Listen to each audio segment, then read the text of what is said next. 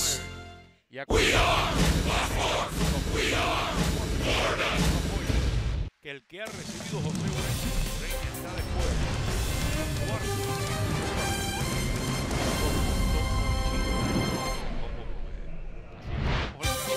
Good afternoon, everybody, and welcome to Southern California, San Diego on this Memorial Day. It is the unofficial start to summer. The cookouts around the country, baseball, of course, but most importantly, it is our opportunity to say thank you to those who pay the ultimate sacrifice so that we can enjoy these things. And with that, we say hi again, everybody, and welcome inside the broadcast booth. Paul Severino and Todd Hollinsworth, first of four between the Marlins and the San Diego Padres. And for just the 10th time all year, the Marlins are playing a team that is sub 500. No, I think it's an opportunity, and again, they played well against them last year, the San Diego Padres. 5-1 against them, an opportunity to start playing some better baseball. You come off a tough one at home, 3 games at home, back out on the road. You got an opportunity to kind of regroup and get some things together, going in a positive direction on this Memorial Day. So we look at the starting pitchers as we always do, and we talk about this a lot with the Marlins. Those are the ones that set the tone, and boy, oh boy, has Caleb Smith set the tone the last month plus. He has been terrific, and after a rough start, a little hiccup, his last start, much better. Yeah, no doubt about it, much improved, and he's certainly learning how to make the adjustments at the major league level. You see the great stat line from his last outing, 104 pitches. The one thing, pay attention today, I think this is an incredibly favorable matchup for Caleb today. The San Diego Padres have struck out more than anybody in the National League. We talk about strikeout rate, strikeout to walk rate with Caleb Smith, and we've done it really all season long. Great matchup today. I think there's an opportunity. Again, Caleb Smith goes for the Marlins. Eric Lauer is on the mound for the San Diego Padres. The Padres get one of their big bats in Hunter Renfroe back. We'll certainly talk much more about the Padres as the afternoon rolls along. Here, the first of four, but first we go downstairs for the national anthem. Please join us in a brief moment of Memorial silence. Day, un día especial para todos los que amamos este país, el día de recordar a los héroes, a los mártires de Estados Thank you. Unidos en la defensa de la libertad. Today, en on todo el Memorial mundo. Day, MLB and the Se está Padres will preparando once ahí again las condiciones participate para, in the national con esa moment of guardia de honor, remembrance. rendirle At 3 homenaje p.m. local a time, todos los Americans caídos. all across the country will join us in this pause to offer a Formados los dos collective, equipos, y aquí unified los dejo expression con of el primer gratitude comentario to y el the saludo heroes de who Beto lost their Ferreiro. lives Muchísimas while gracias, protecting the Ricky. Muy buenas freedoms tardes, we muy buenas enjoy tardes today. a todos los amigos, a los amantes del béisbol. Por supuesto, un día Next, please welcome conmemorativo, former se United le States conoce Navy también como el Corpsman Día and de los veteran Caídos en guerra, Stephanie pero Baldonado. popularmente como Memorial Day, Please sing donde se along les rinde as she un poquito y se presents homenaje a the todos los Star soldados Spangled estadounidenses Banner. fallecidos en las guerras en las que ha participado este país. Bueno, aquí se enfrentan dos equipos hoy. El himno nacional. Me están pidiendo un minuto de silencio. Y ahora sí viene el Can himno nacional. you see by the dawn's early light what so proudly we hailed at the twilight's last gleaming, whose broad stripes and bright stars through the perilous fight over the ramparts we watched were so gallantly streaming, and the rocket's red glare, the bombs bursting in air, gave proof through the night that our flag was still there. Oh, say does that star-spangled banner yet wave over the land of the free and the home of the brave. Stephanie Baldonado with our national anthem. Bien, hablábamos de Memorial Day, un día donde muchos partidos comienzan temprano. En las grandes ligas hay 100 juegos que se están enfrentando.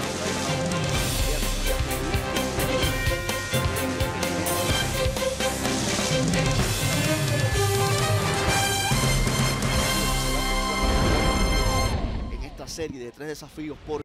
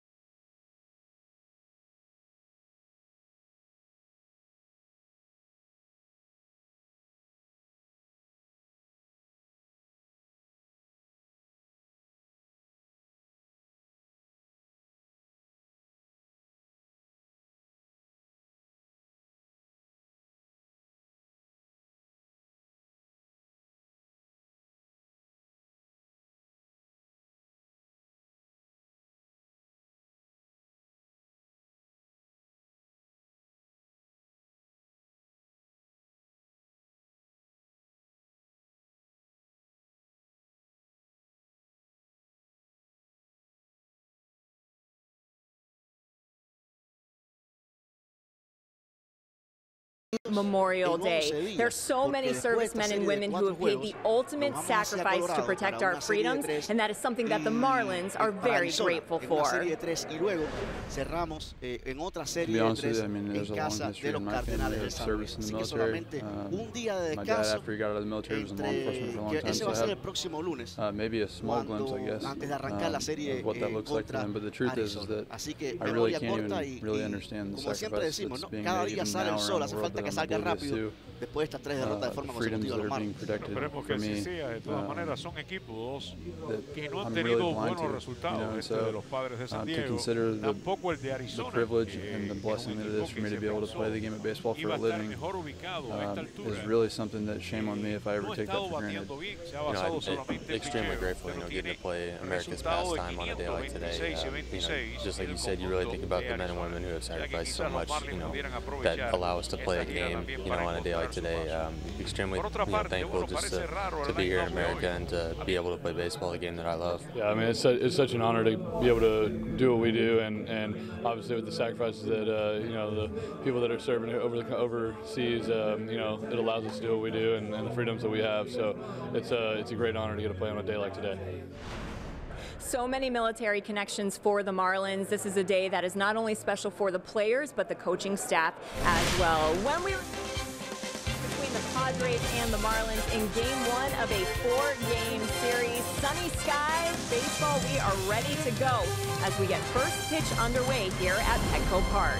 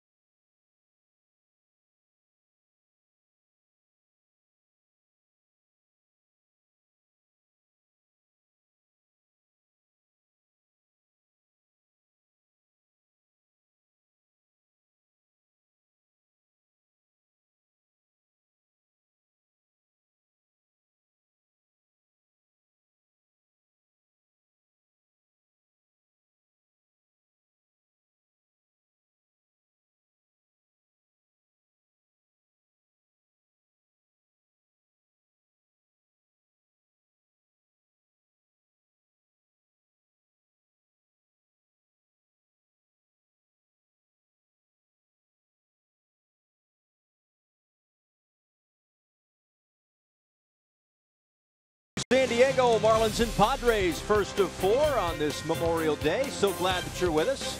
First of all, our apologies if you heard some Spanish prior to the break. We have some technical difficulties that we are working on. SAP not available at the moment, but again, we are working on it. Ready for baseball here at Petco Park. The first pitch from Eric Lauer is in there for a called strike to Miguel Rojas, who leads off this afternoon. The rest of the Southwest Marlins lineup today. Rojas to start, Brian Anderson in the 2 spot. Some days off around the lineup, most notably JT Realmuto. So Brian Holiday behind the plate, hitting 8th in front of Caleb Smith. Miguel Rojas takes strike 2 from Lauer. 22 years old, 7th career start, first against the Marlins. All 7 of those career starts in 2018.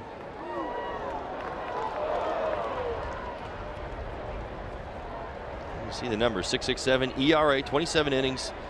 Look at the opponent's batting average, 339. That's what really stands out. He doesn't have overpowering stuff, kind of a typical lefty, if you will, but he has had his ups and downs in his previous 6 starts. His last start against the Washington Nationals, 6 innings, 7 strikeouts. Those matched career highs. He's unique in that he likes to pitch at the top of the strike zone. I don't see too many who consistently look to do that. You see the stat line from his last outing, 99 pitches, 1 earned run. In that start, actually, some very good results for Lauer. We'll see if he's actually going to play off of it today. Was able to get ahead, 9-0-2 counts. So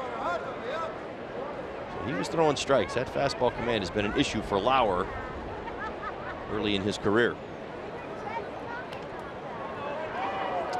That went off the outside edge, says the home plate umpire DJ Rayburn. Jim Wolf is at first. Ryan Blackney is the second base umpire, and the crew chief is Alfonso Marquez over at third. Glad you're with us. 70 degrees at first pitch here in San Diego. An absolutely beautiful day as Rojas pops this one up. Hosmer at first dealing with the sun, and that one is going to fall in foul.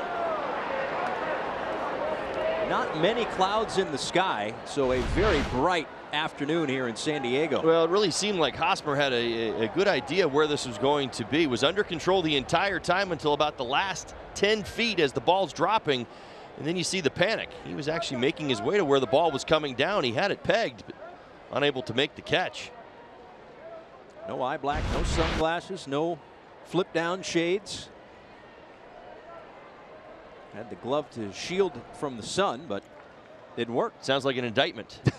It may very well be. Upstairs to Rojas, who was 1 for 3 with a hit by pitch in yesterday's game against the Washington Nationals. 2 for 10, couple of RBIs in the series at home. Tough to call that one a homestand, really. We were not standing there for all that long, just the 3 games against the Nationals. Yeah, it certainly did not feel like days. It felt more like hours, didn't it? That's right.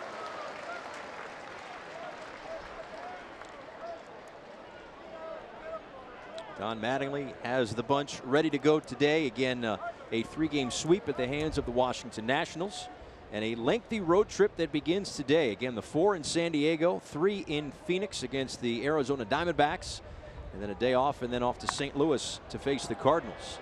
As Miguel Rojas working quite the at-bat against Eric Lauer to lead things off, doing a terrific job of letting the rest of the lineup see kind of what this guy has to offer, because if you look at the career numbers, Marlins versus Eric Lauer, there are none.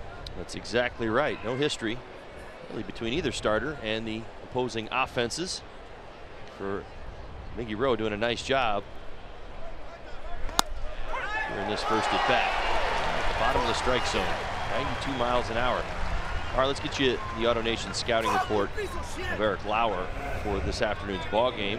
Consistently inconsistent. He has absolutely been that. Shown promise, much like his last start, 6 innings, 1 earned run.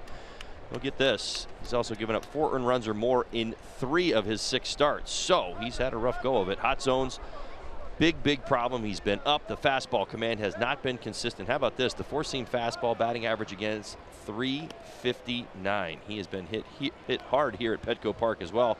Game plan is going to be the fastball command kind of opening up to his slider and cutter. Has a good curveball at 72, 73 miles an hour, and an occasional changeup.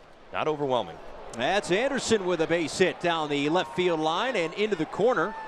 It's going to be extra bases with one away in the first for Brian Anderson, hitting out of the number 2 spot today. A double with 1 out. Maybe took some of that knowledge he saw in the Rojas at bat and applied it to his. Great swing of the bat from Brian Anderson. Good balance, stays back, even a little leg kick there. Rips it down the third base line.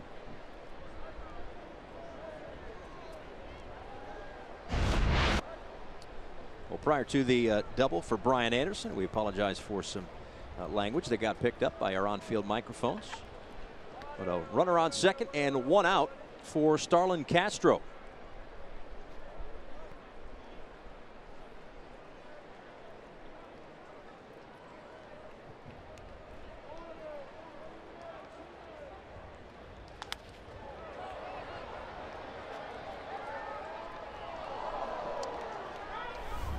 For Castro, 0 for 4 yesterday, 2 for 12, couple of runs scored.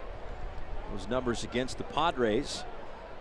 234 with 3 homers and 15 RBIs. 0 for 11 in his last 3 against San Diego.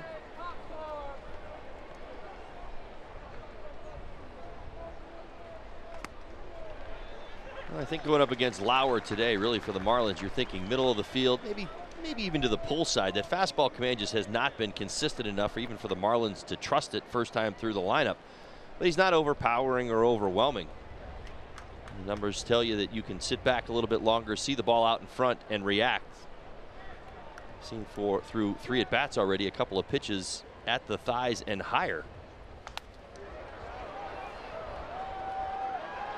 Well, among left-handed pitchers who have started at least 5 games in 2018, Lauer, as to your point, consistently inconsistent. There have been some ups, some goods, and some not so goods. 7th highest ERA at 6.67. 4th highest opponent batting average at 3.39. 5th highest walks and hits per innings pitched at a little under 2. 5th highest opponent OPS at 951. Well, and here's the other thing. If you can get ahead, and now we're talking about the National start where he was doing a much better job of getting ahead, but if you get ahead as a hitter, you got a chance. You're hitting .414.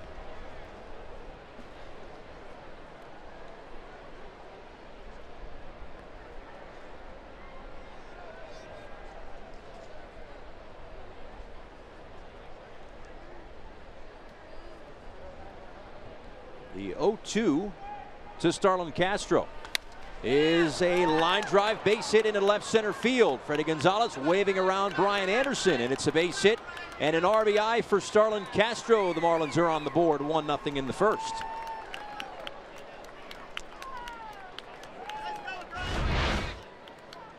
Now, good start to the road trip. Marlins offense up and running. Double by Anderson. Nice at bat by Starlin Castro. Good swing, little out on the front foot, but again able to find the line drive up the middle. Good extension. And the Marlins lead 1-0 with 3 batters into this game. I know Rojas struck out to lead it off, but you wonder how much that at-bat may have really helped the rest of the guys kind of see what he had to offer as Lauer's first pitch to Justin Bour misses. It was an 11-pitch at-bat for Miguel Rojas. And the entire arsenal was on display. You saw the slow curveball, even saw a changeup. Now, he only threw 1 changeup his last start. I thought it was a pitch that maybe he is getting away from, but we did see it against Rojas. And now a strike to Justin Bour. 2 for 4 yesterday, a home run and RBI on the solo home run, of course.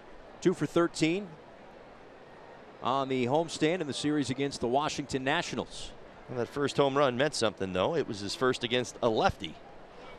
Got Sammy Solis out of that Nationals bullpen, so a good swing of the bat and a good vibe. Remember, so much of the conversation over the last couple of seasons, big-time production that JB can produce, even against the lefties. So good to see him go deep today and be back in the lineup this afternoon with the potential to do more damage. Like that, rips one into right field. That's going to bring Castro over to third. And thinking about 2 is Bohr. Here comes the throw from right. It's a little off the mark, and it's a double for Justin Bohr, second and third. A dangerous go by the big guy, but a great swing of the bat into the corner. Throttles down around first base and gets himself into second. Well done. He put the pressure out of the box. Good to see. Bohr hustling all the way. Great swing. Pitch to the inner third. Rips it into that corner. And you see, get your right fielder running away from the field of play as he's trying to cut off the baseball. Bohr senses that, and he knows it's going to take a perfect throw. Hey, big guy putting it up and down. How about it? So 1 in, 1 out, and 2 runners in scoring position now after the double by Justin Bohr. Here's Cameron Maybin. Takes ball 1. Maybin, a pinch hit yesterday. 2 for 3 in the series against the Washington Nationals. Of course, a former San Diego Padre, but a .282 hitter against the Padres.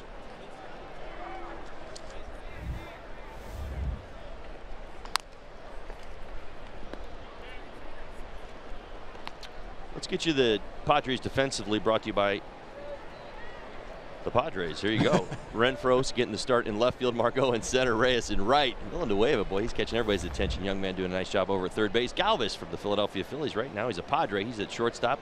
Perella, Hosmer, A.J. Ellis, former Marlin, behind the plate.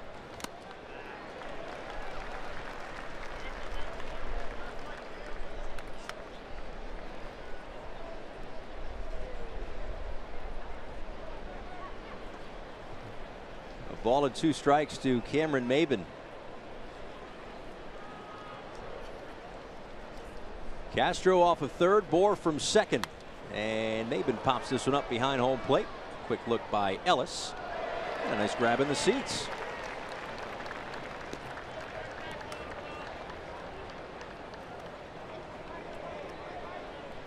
You mentioned before a nice start to the road trip, right? And it's a West Coast trip, an East Coast team going west. I've heard so much that first game on the West Coast, you're kind of running on adrenaline, and then it's the second day where things kind of take a step back. That's when you kind of really start to adjust. I'll finish that question after the pitch to Maybin. Lined out to center field, and that one is going to fall in. Castro and Bohr both had to wait, but it's an RBI single for Cameron Maybin and a 2-0 lead for Miami. Yeah, good to see the script playing out. Maybin, nice job. Comes in with great numbers against the lefties this year, just hitting a tick under 290. Knew he was going to get the start today. Big pinch hit yesterday. Again, secondary pitch. Marlins hitters a little bit out on their front foot, but able to stay level through the strike zones. Bo Starling Castro was there, and now Cameron Maybin as well. Big base hit and another run. Padres having a little meeting on the mound. Certainly get it. The offense is now rolling for the Marlins. There's 4 consecutive hits here in the first. So Don Mattingly certainly has to like the start here. Now, what I was going to say was, you go to the West Coast, the time change is different.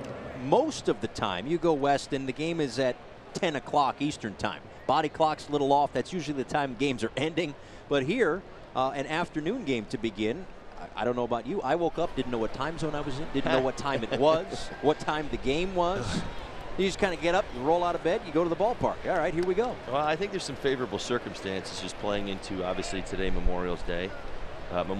And, with the day game, we all probably woke up pretty early. I know that I did as well because, used to being 3 hours farther ahead. So the Marlins look fresh. They look ready to go. I don't think anybody's arguing with the offense so far. We'll see tomorrow. Maybin goes, no throw by Ellis. And the stolen base has 2 runners in scoring position with 1 out in the first inning. Nice job. You want to get aggressive on offense when you know they're having meetings on the mound and the pitcher is struggling. Good job by Maybin. Second stolen base on the season. He just didn't want to get picked off. That's right. There have been a lot of those by this Padres team. They've got 8. Can't get picked off if you steal, right? Padres bringing the infield in. Yadiel Rivera right up the middle off of Lauer and into center field. Maybin's going to come around to score. 2 are in on the base hit by Rivera. It's now 4-0 Miami. 5 consecutive hits by the Marlins, all hard hit. My goodness, I'll tell you what. I know Lauer struggling this inning, but I thought this was going to get him in the noggin. Oof. Just able to get out of the way, thankfully. Well, how about this approach by the Marlins? Right back through the box. Great swing by Rivera, who's been doing a very nice job off the bench here of late.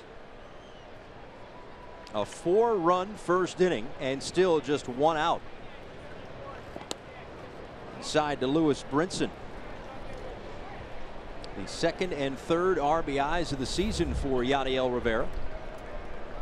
His first RBI on the walk-off in the series against the Philadelphia Phillies.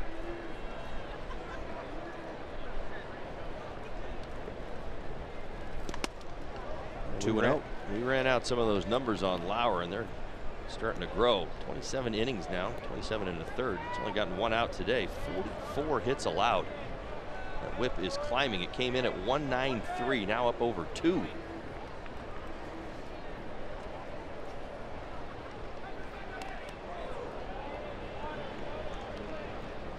Well, he did mention the pickoffs. He has 3 of them. At this point, it's really just about limiting the damage from a Padres standpoint. 9 runs allowed in the first inning in 7 starts for Lauer. Brinson pops this one up. And Ellis now dealing with the sun, but makes the catch for out number 2.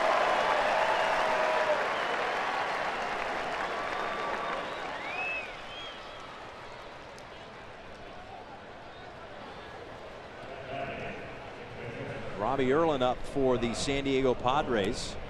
32 pitches into the start for Eric Lauer. So third-year manager Andy Green already having to make some early decisions here, or at least contemplate making the decisions, as Brian Holiday steps in and takes ball 1. Well, I'll tell you who's really excited about all this. The guy in the on-deck circle. That's right. Caleb Smith. 3rd lowest run support in the National League this season. My goodness, Marlins only providing him with, well, 2.74 runs per game. That's been far exceeded here in the first inning.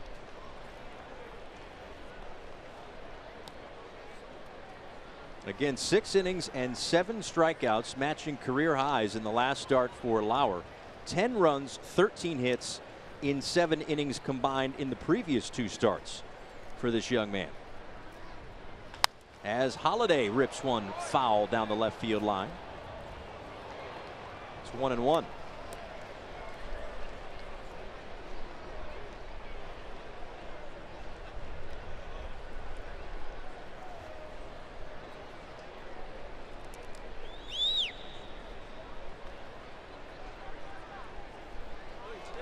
There, a pickoff throw, and out is Rivera at second base. That'll go down as a caught stealing. But 4 runs across in the inning for the Marlins. A terrific start to the afternoon here on Memorial Day. 4-0 Miami.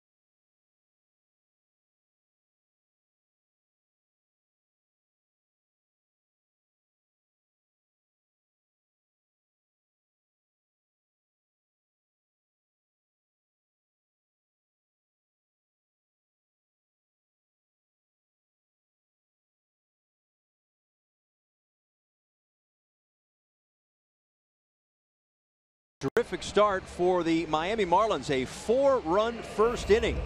So now Caleb Smith going to try to protect that lead against this Padres lineup, presented to you by Southwest. Looking a little stronger, a little deeper today with their cleanup hitter, Hunter Renfroe, back. He had missed a little bit of time. April 21st is when he was placed on the disabled list, right elbow inflammation. So there he is in the number 4 spot of this Padres order, which has little work to be done here. But Caleb Smith, as we mentioned in the top of the first inning, finally the beneficiary of some run support, and making his 11th start on the season, has been very consistent throughout. He certainly has. A lot of great numbers to rave about.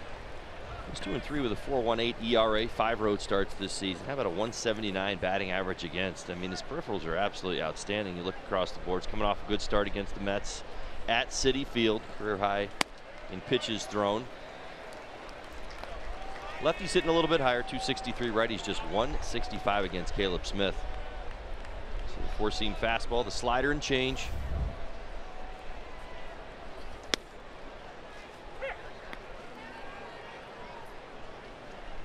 Strike to Jose Pirela, 3 balls and 1 strike. Last 6 starts for Caleb, 2.41 ERA. Popped up for Bohr. We already saw Hosmer have issues with the sun. Now Bohr dealing with the sun and the first base bag, but able to make the play for the first out. See what he's wearing? Sunglasses. There you go. Let's give you the Marlins defensively for today's ball game. Cameron Maven gets the start in left field. Lewis Brinson in center. Brian Anderson out in right. Miguel Rojas at third base. Yadiel Rivera getting the start. Castro, Bohr, Holiday behind the plate for Caleb Smith.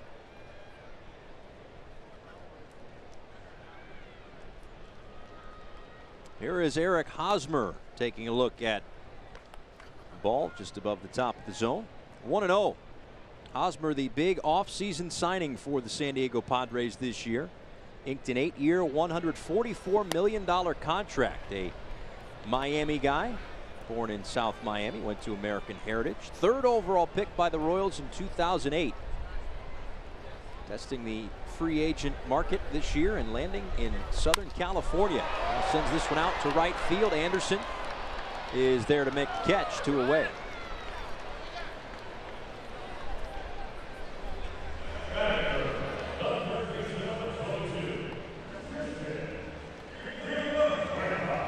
Padres getting their first look at Caleb Smith. And we have certainly seen how good Caleb Smith can be, no matter how many times you've seen him. This year he's kind of found a different gear, at least in the last month or so, found a bit of a different gear. So perhaps the Padres will suffer the same fate that many other teams have faced this year. A tough time to pick the guy up, seeing the ball out of his hand. All the strikeouts, the strikeout rates way up for Caleb Smith as he delivers outside to Christian Villanueva. Well, the Padre hitters, 526 strikeouts as a team in 2018. That's the most by a Padres team through 54 games. So that potential is there today as well. This is a matchup that I'm quite curious and looking forward to watching at least a few times this afternoon. You know how well Caleb has done this season. Villanueva has been tearing lefties up. Leads all major league hitters with 10 home runs. So he's done almost all of his damage. 14 home runs.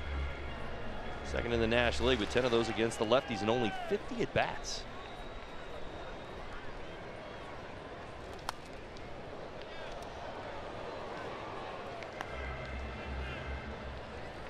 Not just the 14 home runs to lead all rookies, but the 31 RBIs.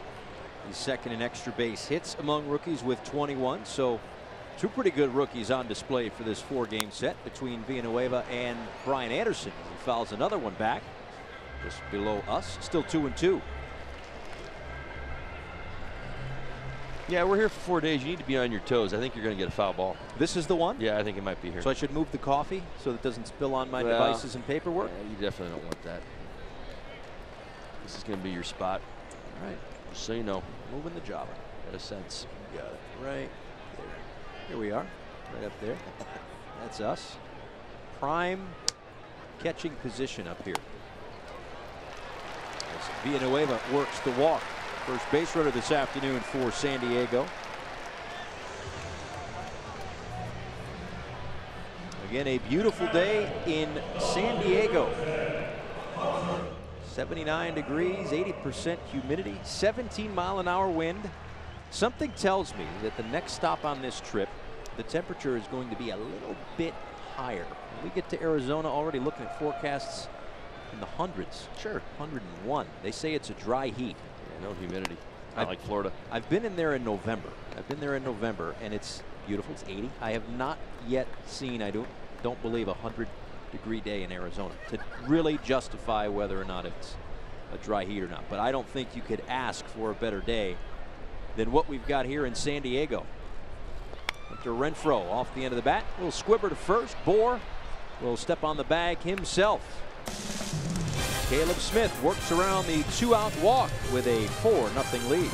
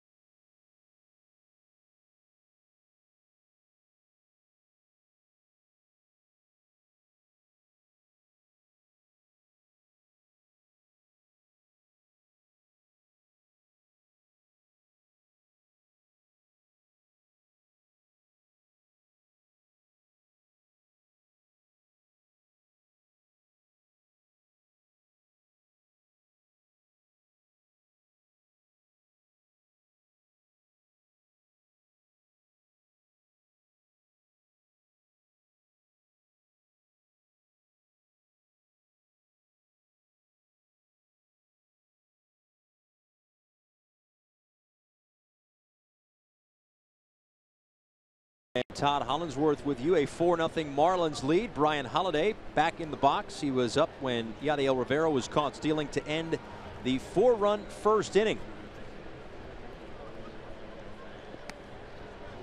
Lauer delivers a strike. It's Holiday, Caleb Smith, and then back to the top of the order in Miguel Rojas. Holiday's reached safely in 8 last 12 games.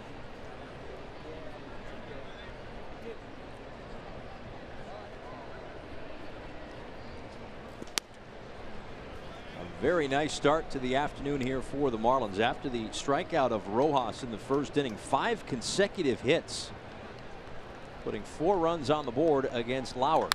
And now Holiday drills one out to deep left field, down the line. Foul.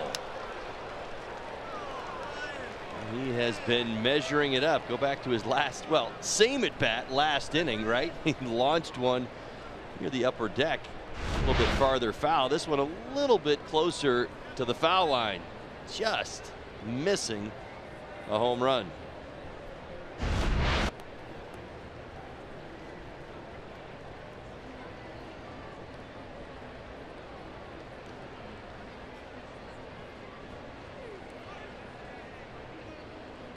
And now the 2-2 pitch is in there for a called strike 3. Binge on baseball all you want for $29.99 a month. The Marlins Ballpark Pass. You get access to every Marlins home game. Enjoy all the action, theme nights, giveaways, and more. Signing up is easy. Visit marlins.com/ballparkpass today.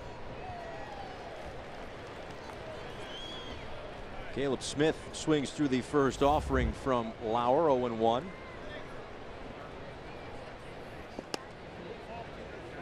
Lauer, the 25th overall pick by the Padres in 2016. And a pretty successful run while at Kent State. The Collegiate Baseball National Player of the Year. College Baseball Hall of Fame Pitcher of the Year. A Golden Spikes Award semifinalist.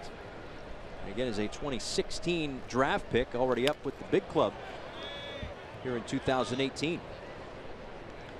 But it's been a matter of being consistent. As you said in the scouting report, he has been consistently inconsistent. Yeah. I can promise you this. He's not going to live up there. I know he picks up the strikeout against Caleb Smith.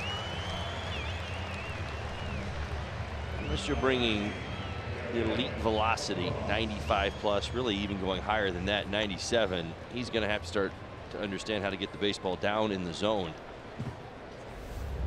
His breaking pitches do not fool hitters in a way that puts them in a position of having to take a defensive swing. In fact, we saw it in the first inning, a number of hitters that were actually out on their front foot still able to pick and track up his secondary pitches and hit them hard. Back to the top of the order for Miguel Rojas, who struck out in the first. But you can make a strong case that that at bat helped to lead to that 4-run inning. He saw 11 pitches from Eric Lauer in that first, battled him before being called out on strikes. And then 5 consecutive hits followed.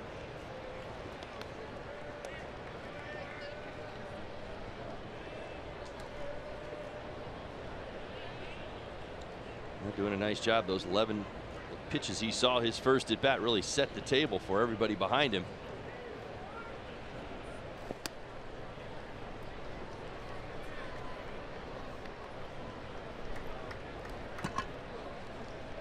Rojas in the leadoff spot today, and it's been a few days since Martin Prado had gone down with the hamstring injury. So after kind of trying to figure out who was the best guy to fit in that leadoff spot, and then Prado has himself 3 hits that night, he goes down with the hamstring injury. So back to the drawing board for Don Mattingly as Rojas works the walk here with 2 outs in the second inning.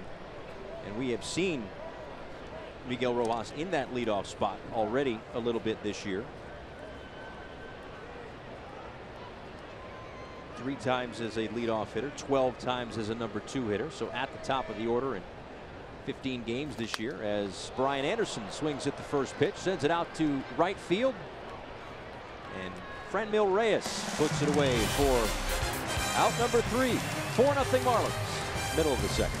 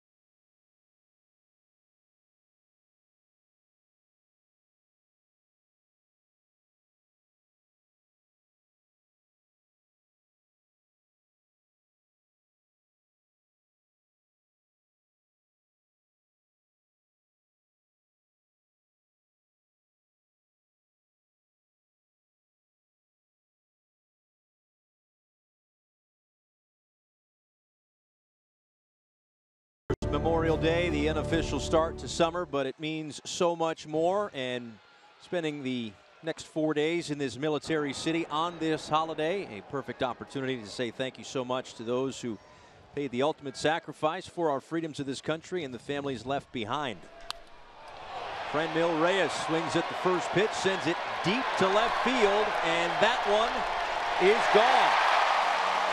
A home run for Franmil Reyes, and the Padres are on the board. It's now 4-1.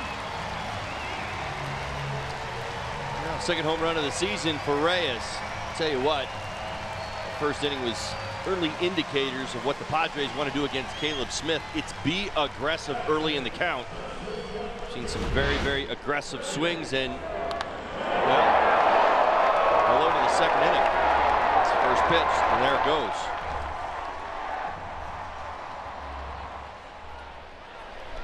You really can't make this stuff up, can you? This ballpark, I think we both agree, is not necessarily a launching pad, right? Caleb Smith had not given up a home run in 30 innings, 31 after the first inning today. And he just gives up a home run to Franmil Reyes. Freddie Galvis pops this one up, and Bohr puts that one away for out number 1.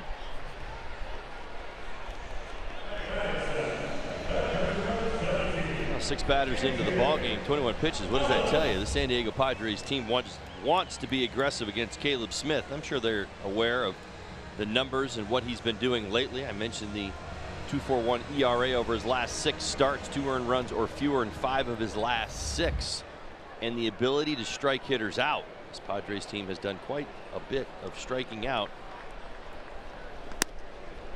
here through the first 2 months of this season. So what do? Say, all right, you know what? We're not going to fall behind Caleb Smith. We're going to come out swinging that bat, trying to put the ball in play early. 0-1 to former Marlin A.J. Ellis. He sends it out to center field. Brinson froze for a moment, goes back, recovers, and makes the catch on the track for out number 2.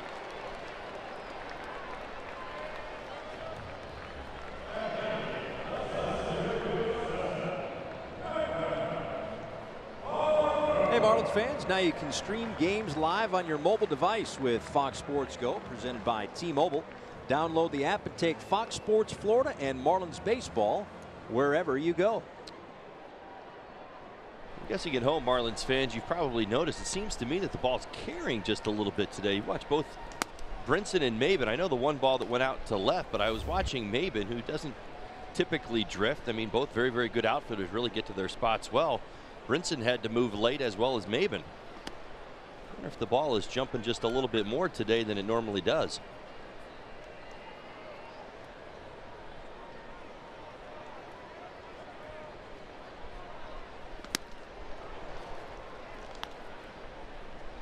It is a beautiful ballpark, though. I will say that. And with the sun shining over it, just, you know, all the pop-ups and the sky and everything else really showcases this jewel. And once again, a pop-up right side. Bohr makes another catch. That's the 3rd pop-up that Bohr has fielded. Well, it's a home run across in the inning. A long run for Bohr. Makes the basket catch. And it's 4-1 through 2.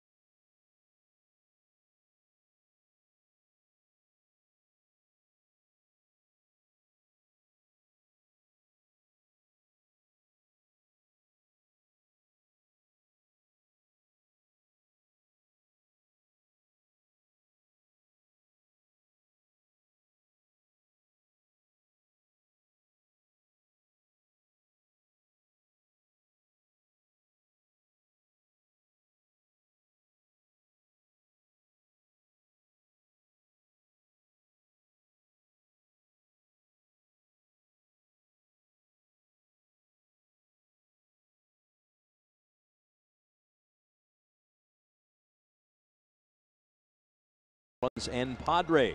This copyrighted telecast is presented by authority of the Miami Marlins and may not be reproduced or retransmitted in any form, and the accounts and descriptions of this game may not be disseminated without the express written consent of the Miami Marlins.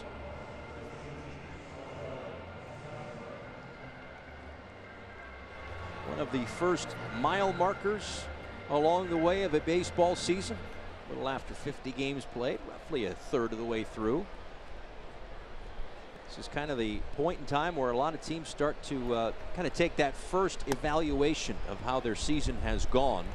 As Starlin Castro will lead things off, Justin Bour, Cameron Maybin to follow. Eric Lauer's pitch to Castro is in there for a called strike, 1-1. Castro singled and scored in that 4-run first against Lauer.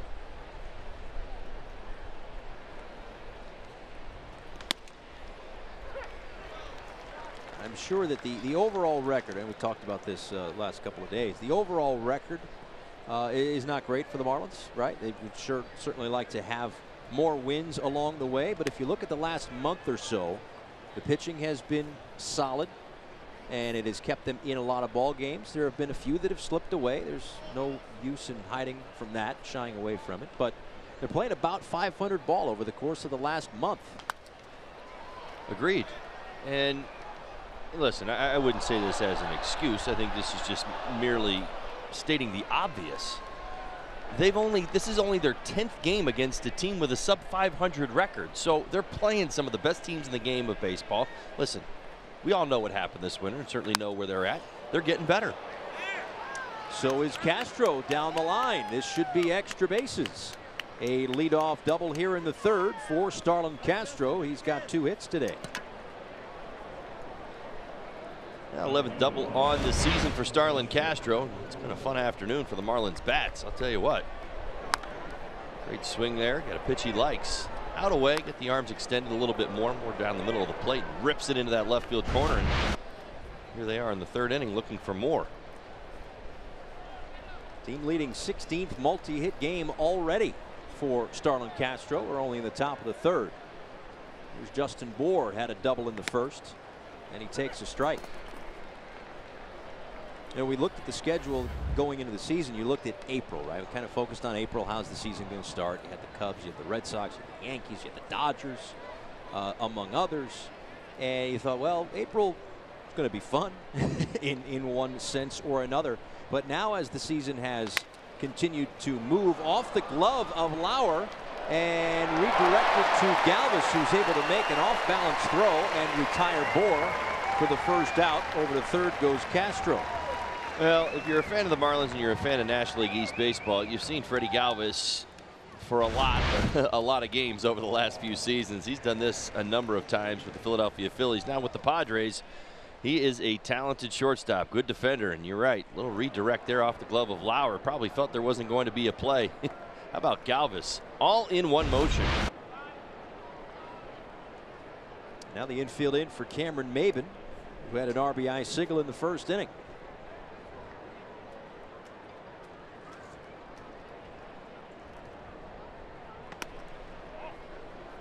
As I was saying, as the schedule goes now, again, like 50 or so games into the season, now you look forward and the schedule doesn't get easier either. I mean, unless you got to play the teams that are in front of you. I understand that, but the Marlins are going to be up against some tough clubs this year, and they have been up to the task. They've stayed in a lot of games thanks to hits like that. Cameron Maybin, an RBI single. He's got 2 ribbies today. It's now 5-1 Miami. The same approach worked in the 1st. Why not try it in the 3rd? Look for something middle away. Now thigh high. If you get it, put a good swing on it. And Maybin does just that, bumping the batting average well above 300 against the lefties on the season. Another good swing. Front foot down. Been choking up on that axe bat a little bit. Lines it into center field. Big day for Maybin so far. Marlins already with 7 hits. Yadiel Rivera has one of them, a 2 RBI single right back through the middle in that 1st inning.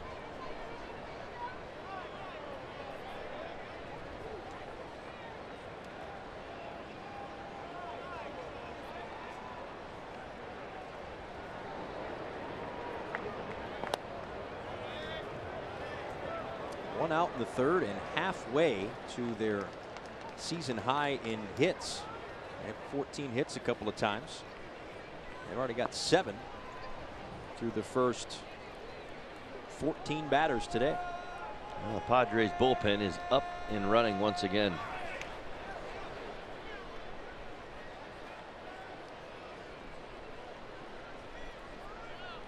Once again, it's Robbie Erlin up.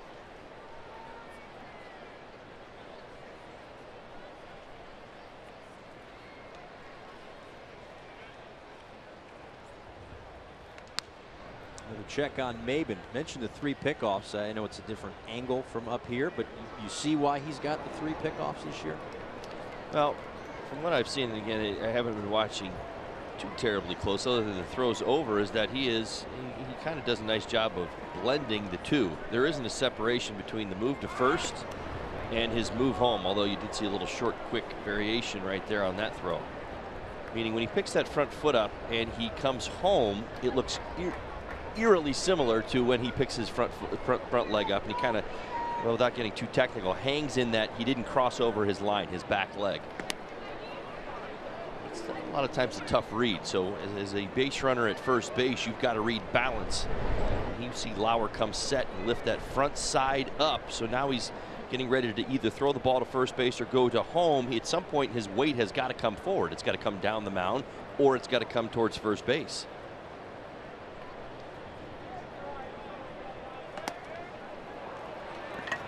He issues the walk to Rivera, his second walk this afternoon, and the Marlins have 2 runners on. And it looks like Andy Green is going to come out and make a change and a double switch here in inning number 3. So a short afternoon out in center field for Manuel Margot, and a short outing on the mound for Lauer. Matt Caesar into center, Robbie Erlin into pitch. The Florida Lottery call to the bullpen here in San Diego.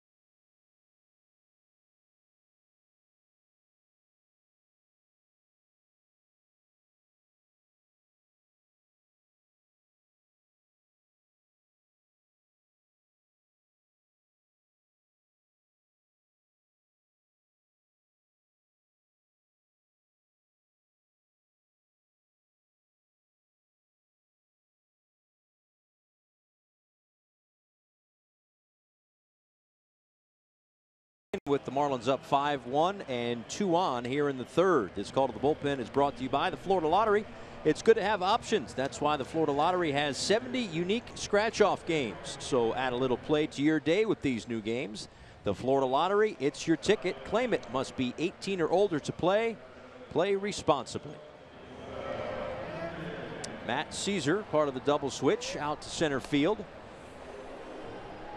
And Robbie Erlin is in out of the bullpen. So they get 2 1/3 from their starting pitcher, as Erlin now pitching in his 16th game this season for the San Diego Padres. Opponent's hitting .263 off of him, pitching to a .480 ERA. And when you look at the bullpen ranks for this San Diego Padres team, generally speaking, pretty good, but that's more so the late inning relief. Right here, it looks like Erlin is going to be asked to eat up some innings. 2 on for Brinson. Swings at the first pitch, pops this one up, and out of play, 0-1. Johnson popped up behind home plate into the glove of A.J. Ellis back in the first inning.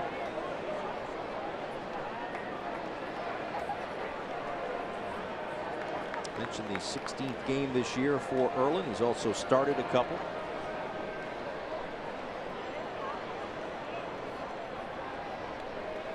He is their long man. Four-seam fastball, sinker, change, slider, curve, does it all.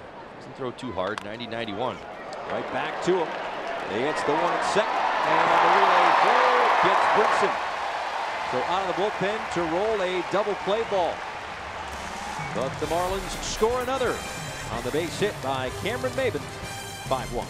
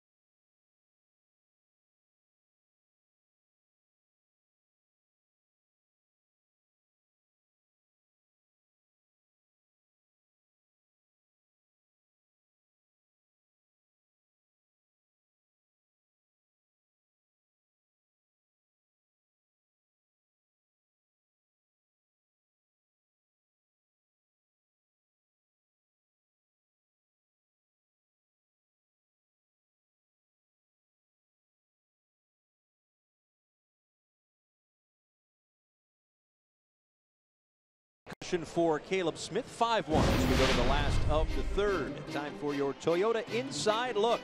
The San Diego Padres going month by month. They didn't win a game in the 3 that they played in March. They're 10-17 in April, 12-12 thus far in May. They have had one winning month in the last 22. You have to go back to last July when they played 3 games over 500, 14-11. As Matt Caesar will lead things off in as part of the double switch. So it's 9-1-2. Caesar, Pirela, and Hosmer against Caleb Smith. Well, the script is very much the same for the San Diego Padres, Paul. Just let Justin Bour have it just because. Why not? Well, I mean, because, I mean, it's only the 4th time. So, I mean, I'm like, it's like, see if he can set a record or something. I mean, all the ground balls on the infield, he gets a bunch of putouts anyway. Well, that's not, but I mean, he's got the pop-up down today. I mean, first time through the lineup, 4. Yeah. How about that? 4 for Bour. That's right. Yeah, just talking about the San Diego Padres, but I mean, it's who they are. I mean, they're dealing with some of the same issues. When they get, Don Mattingly said it a number of times, and it kind of rings true throughout baseball. Everybody tells you the same thing. We've got to have starting pitching.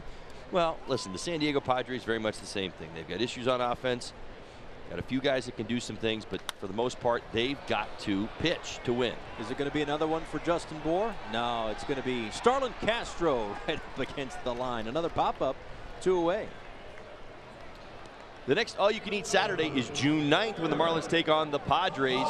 Starting at just $30, you'll get a ticket to the game, unlimited Nathan's hot dogs, popcorn, peanuts, nachos, and Pepsi, soft drinks, or Aquafina waters. Purchase your tickets for all-you-can-eat Saturdays at marlins.com/AYCE. 2 quick outs here in the third. Here is Eric Hosmer. 8 of the 9 balls in play have been in the air. 6 flyouts, 0 strikeouts for a guy with an incredibly high strikeout I know rate. how to add it all up. Right, listen, all you got to do is look over to the right-hand corner, see where it says Smith and 81 miles an hour. Now it says P33. Yeah, well, that's because he's thrown 33 pitches to now, what are we at? This is the 11th hitter. Do the math. That's 3 pitches. I mean, other than us going back to Milwaukee where he struck out 10 on 77 pitches, and that's not going to happen, at least not yet. Right. This Padres team has made it an absolute effort to come out here and be aggressive early. Line just out of the reach of Starlin Castro. A base hit for Hosmer to keep this 3rd inning going.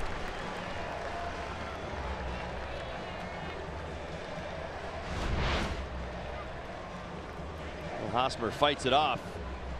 He'll hit a soft liner into right center field. Hosmer's had his issues against the lefties this year. Below 200 coming into today. Struggling over his last 19 games, but able to pick up the base hit.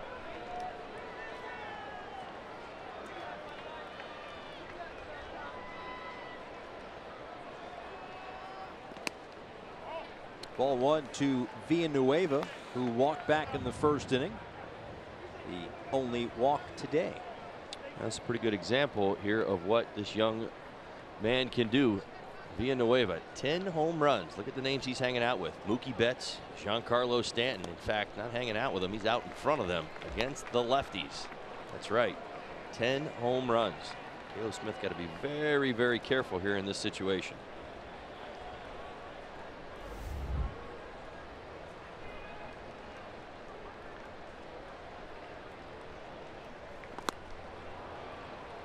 Maybe his best breaking ball in the afternoon, 81-mile-an-hour slider. Outstanding from Caleb. Don't expect him to challenge too much in this situation. Doesn't make particularly good sense. Pitching to the 5-1 lead and somebody who's done so much damage. Hosmer goes, fouled straight back.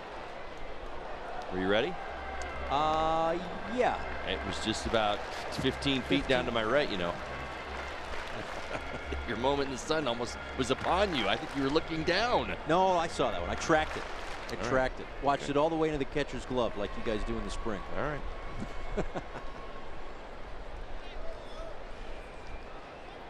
But I will know to be quick when jotting something down in the scorebook. I'm telling you, man, that's 2 balls up here already. 4-game series. Walk out here with a souvenir. You should. Got to be ready for it. Now you know the rules, right? You got to catch it. Got to catch it. Yeah. I know. If you don't catch it, you give it to somebody. Right. Catch it, you can keep it. That's it. That's the rule. Catch it, you keep it. You drop it, you give it away. You give it away if you want, I suppose, if you catch it, but you probably want to keep it. I think you're right. I haven't caught one in a game yet. Caleb Smith with the strikeout. That is his first of the day. We are through 3 with the Marlins up 5-1.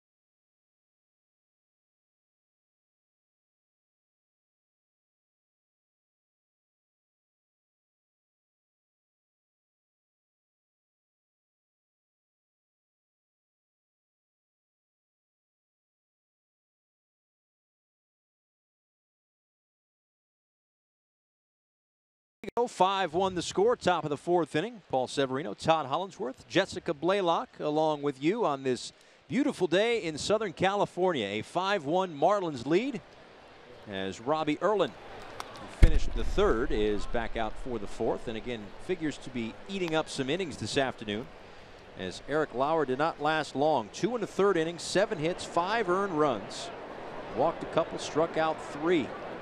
The Marlins got 4 runs on the board, 5 consecutive hits in inning number 1. As Holliday takes inside, a ball on the strike. Holliday struck out in the 2nd inning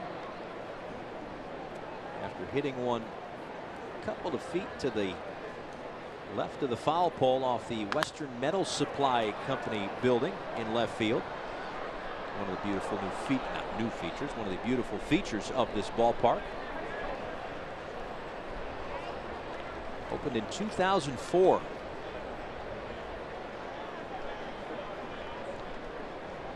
Terrific skylines out in center field.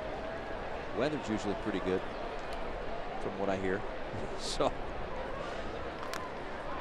saw Mark Grant, the color analyst for the San Diego Padres before the game.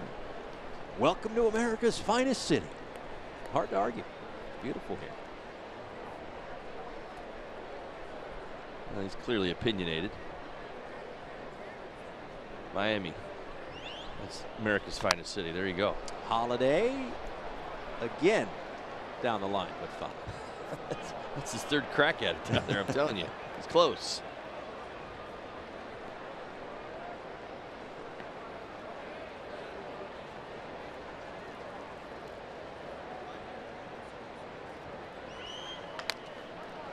On the ground to 3rd, Villanueva on the run. Hosmer grabs the low throw, and there is 1 away. Let's give you a little inside look into the dugout, what goes on during a ball game. Look at all this communication. We were talking about Lauer. Remember, the Marlins had not seen him before, so they're communicating. They're talking to each other about what they're looking for and how they're reacting to what they see at home plate. And I'll tell you what, guys like Frankie Menechino, one of the best in the business at passing on that information. Hitting coaches earn their dollars at the front end of series, and when there's that, oh, look at that, he even gave a little kiss on the head. That's right, 2 hits on the day, you better believe it. They really earn their keep and do it. You know, that's where the job really is, where you've got to be great, because the knowledge that the players have is so limited. It's either, you know, video or, you know, obviously analysis that you have just based on what he's done to other teams. It's not based on anything you've actually seen. So you have to really trust your hitting coach in the game plan that's kind of laid out. What are those meetings like? Beginning of a series, what goes on? Well, a lot of them depends on who your hitting coach is. Really, maybe you know, as far as the how you go about it, how he talks to your players. You know, some of my hitting coaches through my years were a little bit more direct in that this is what our approach is ultimately going to be as a team. So keep that in your mind. And I always felt like, okay, well, this is what we're doing. Others would more speak to, this is what this starter is doing today. This is what your game is, and this is what your strength is. Meaning the conversation was a little bit more personal, and you could kind of relate it to your game. So, I mean, it's always different. Everybody has a different way of kind of relating, but a lot of it has to do with the personality and temperament of your offense. FPL is proud to support our first responders in good weather and bad. See how at FPL.com.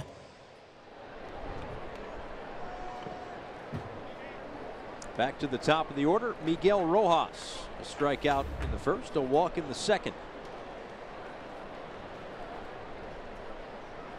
7 homers and 23 RBIs this season for Miguel Rojas. A terrific start to the 2018 season.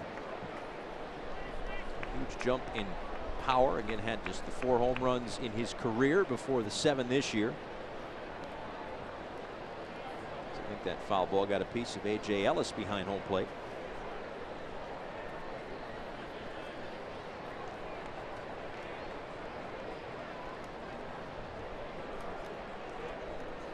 Those 23 RBIs coming into play. 1 shy of Justin Bour.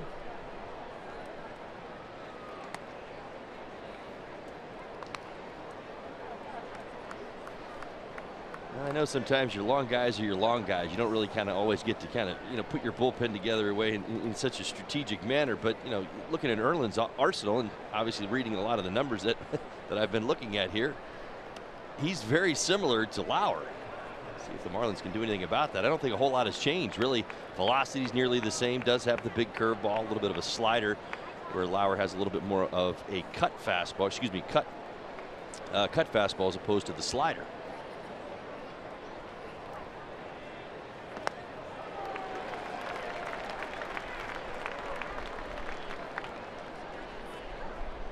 Erlin back this year after missing all of 2017, recovering from Tommy John surgery.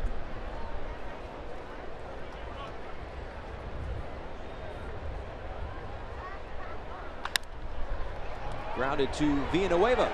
Another off-balance throw and a strike to Hosmer. Rojas is retired. A 1-2-3 fourth inning, but Miami is in front 5-1.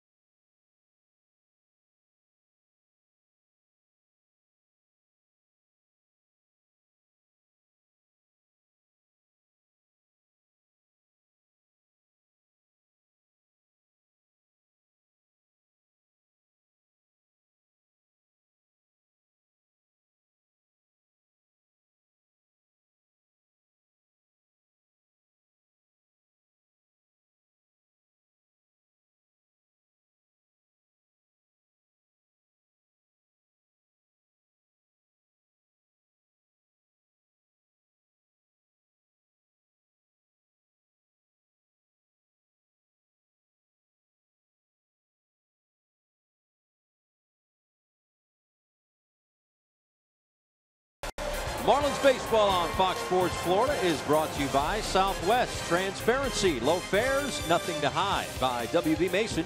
Who but WB Mason, the official office supply company of the Miami Marlins. By Chevrolet, see your South Florida dealer today.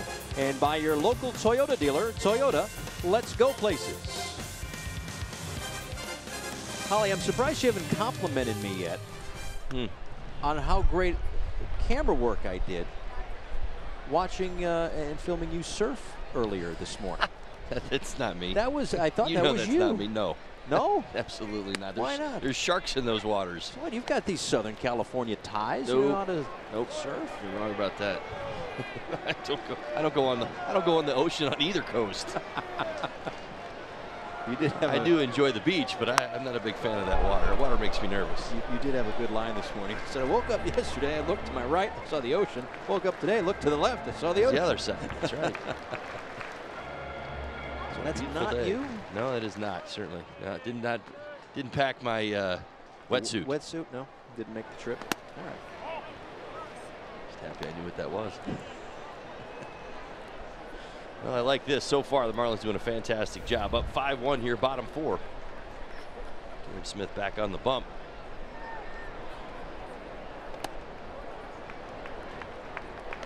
Three-two now to Hunter Renfroe. After him, Franmil Reyes and Freddie Galvis.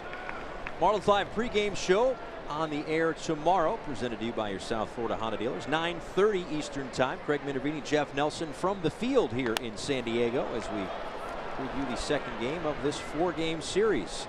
Justin Bour is able to step on the bag for the first out here in the fourth inning. Dan Straley, Tyson Ross tomorrow night. The two vets on this staff, if you will. Should be a good matchup.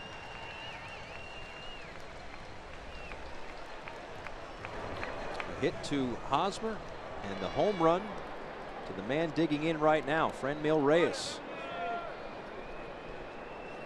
A solo home run to left center field back in the second inning. Swings and misses on that pitch that was off the outside edge. Chases for strike one.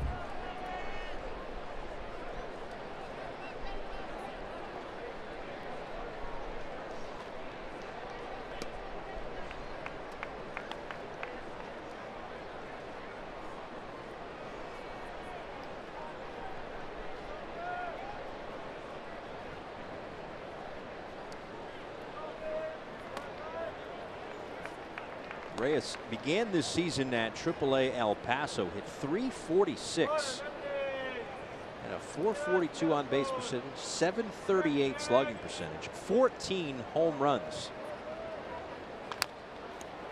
A dribbler foul.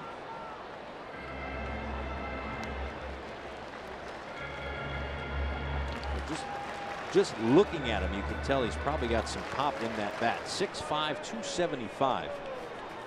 22 years old. I saw the swings first time up. I thought of Chris Carter. I just looked up his nickname, the Franimal.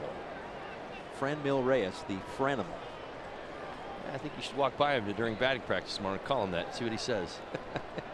You're always trying to get me in trouble. Don't you know I can get myself in enough trouble? I do, but that's kind of a good one. Just walk up and, hey, Franimal.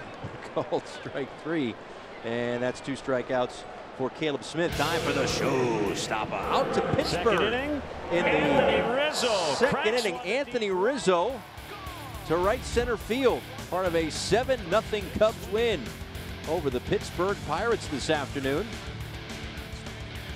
Rather convincing. Rizzo's bat starting to heat up, and that Cubs team starting to play some baseball. Javi Baez, my goodness.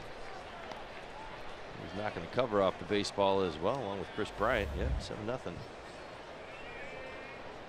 But still 4.5 games behind the Milwaukee Brewers in that National League Central. Cardinals are 5 back. We'll see the Cardinals on this trip. Pittsburgh, a team that started the season red hot, is now just 3 games over 500. 6 games back, and Cincinnati 15.5 out. And then there is the National League West.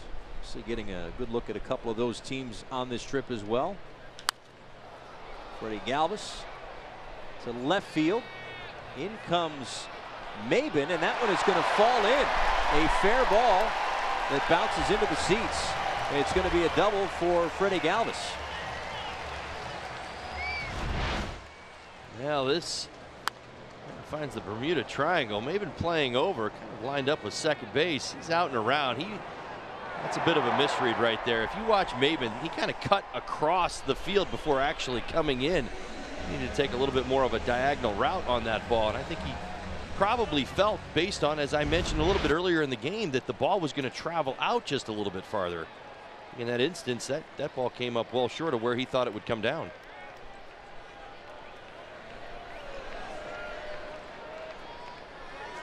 Freddie Galvis, his 9th double of the season.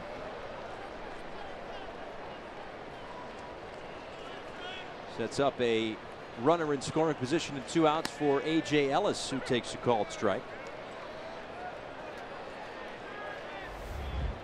Well, who knows? Again, it's a bright day. Could it have been the sun? Could it have been, just one of those situations? You've talked about it before. You hear it, you see it. There's no doubt. There's a little bit of separation. Of course, it's a righty who hit the ball. We're going to get another one. Of course he is.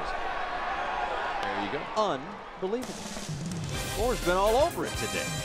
Another pop-up caught. 5-1.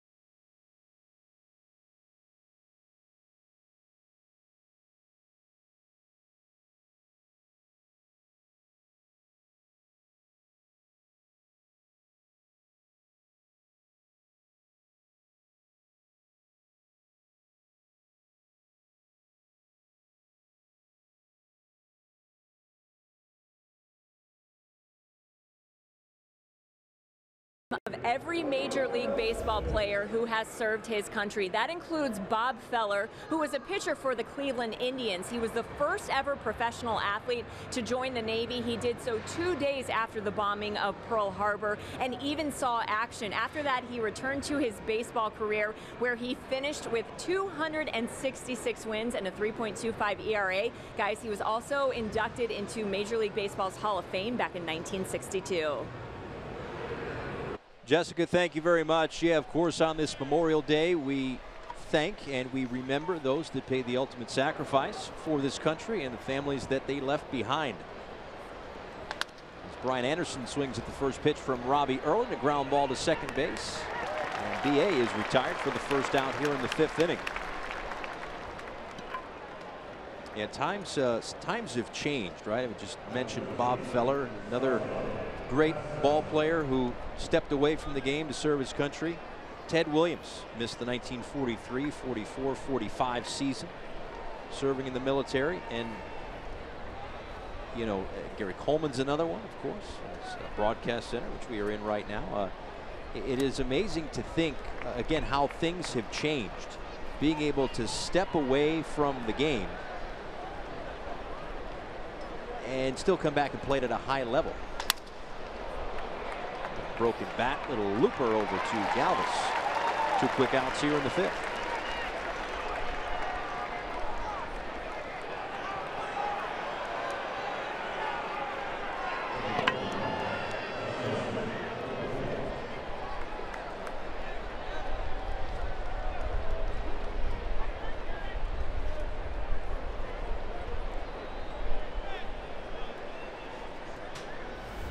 Justin Bour, a double and a run scored in the 4-run first inning for the Marlins.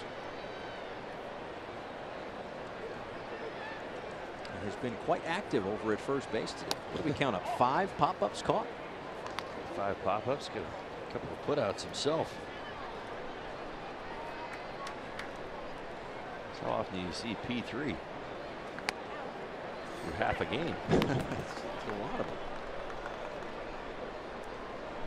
We're good to see JB's swing back. Went through a little down cycle at the beginning of that last series against the Nats. Able to bust out yesterday. Hustle double today.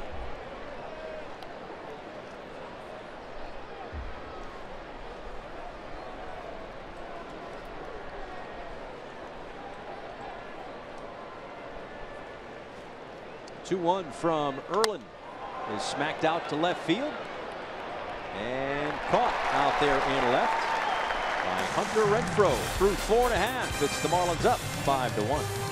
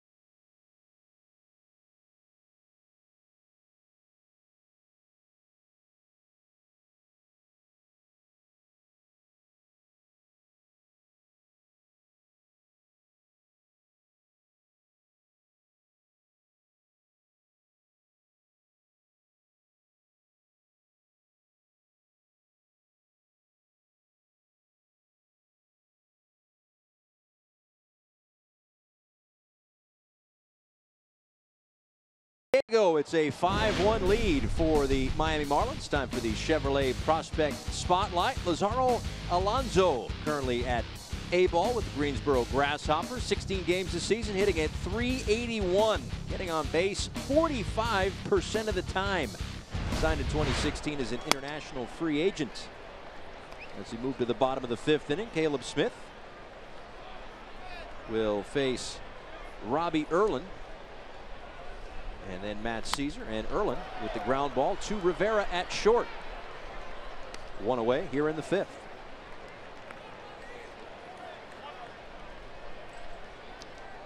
I'll tell you what, the theme has been relatively constant. San Diego Padres team been quite aggressive early in the count.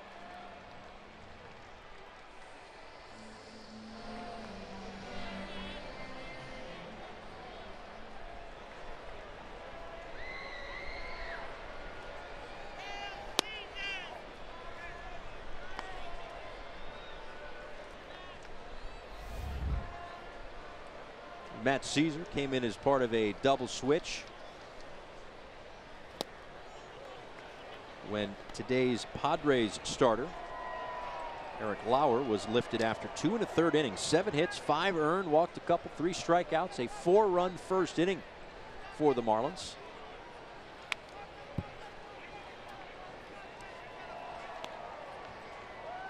And for all the talk of the strikeouts for Caleb Smith, and for good reason, leading all rookies in strikeouts with 65 at the start of play, he has just 2.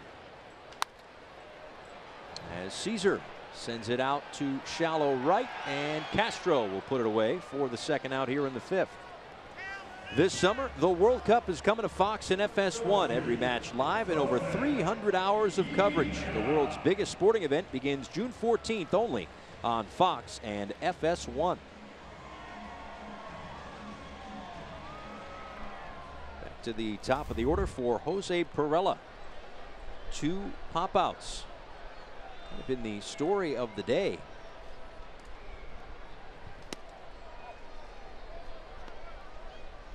Seven pop-outs to the right side. Certainly explains, again, none of them left-handed hitters. All the righties out on their front foot, fooled by the secondary pitches in the most part, or beat by that fastball.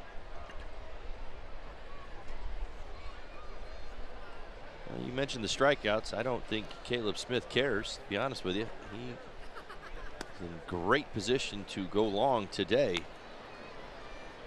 Kind of feeding off of the aggressiveness of this Padres lineup. Changing speeds now from the onset.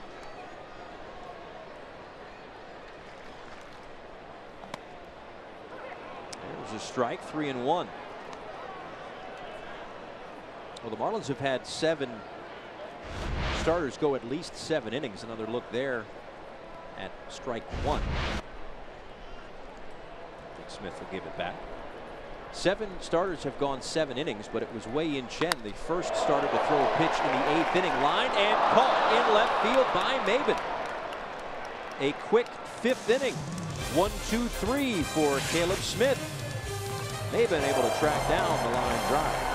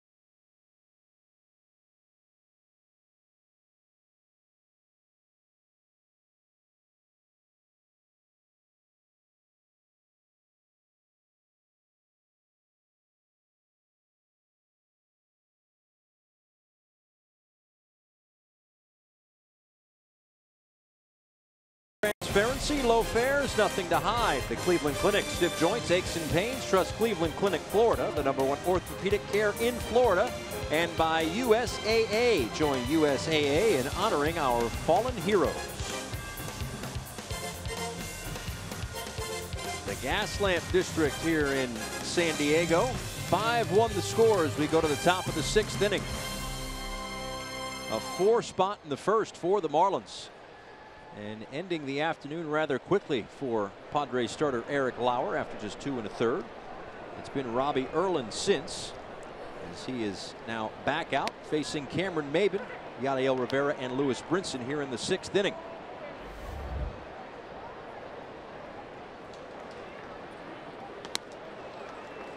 Nice afternoon today for Maybin, getting the start against the lefty starter. An RBI single, a run scored, a stolen base all in the 1st inning. Another RBI single in the 3rd. Slow roller to 3rd. Villanueva, bare hand, but Maybin too quick. An infield single for Cam, his 3rd hit of the day.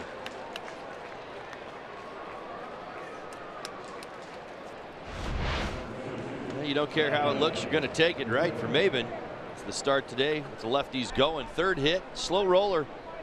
Villanueva does everything he can, even the wide hand.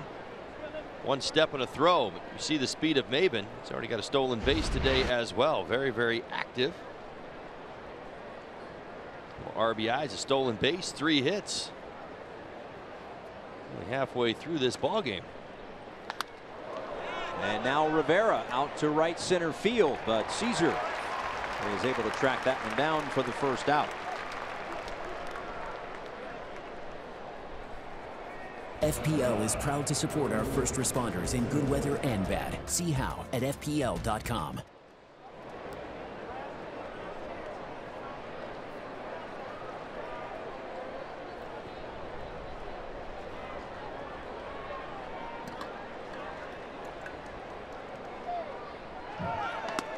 Runner goes, throw down to second is in time. Cameron Maybin caught stealing by A.J. Ellis for the 2nd out here in the 6th. Well, A.J. did a nice job for the Marlins last year throughout 4 of 10. Did a nice job offensively as well. 1-hop throw into second. You see Pirela there dropping the knee down. Makes it a lot harder for a base stealer to get in. Takes up some of the space there and slows Maybin down just a little bit.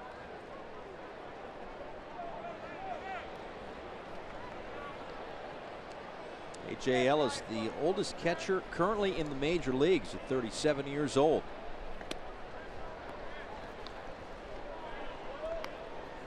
Apparently still got it. He's obviously nabbing base runners. He's also reached base safely in 15 straight games. 13 straight games, excuse me. He's been an offensive force for the Padres.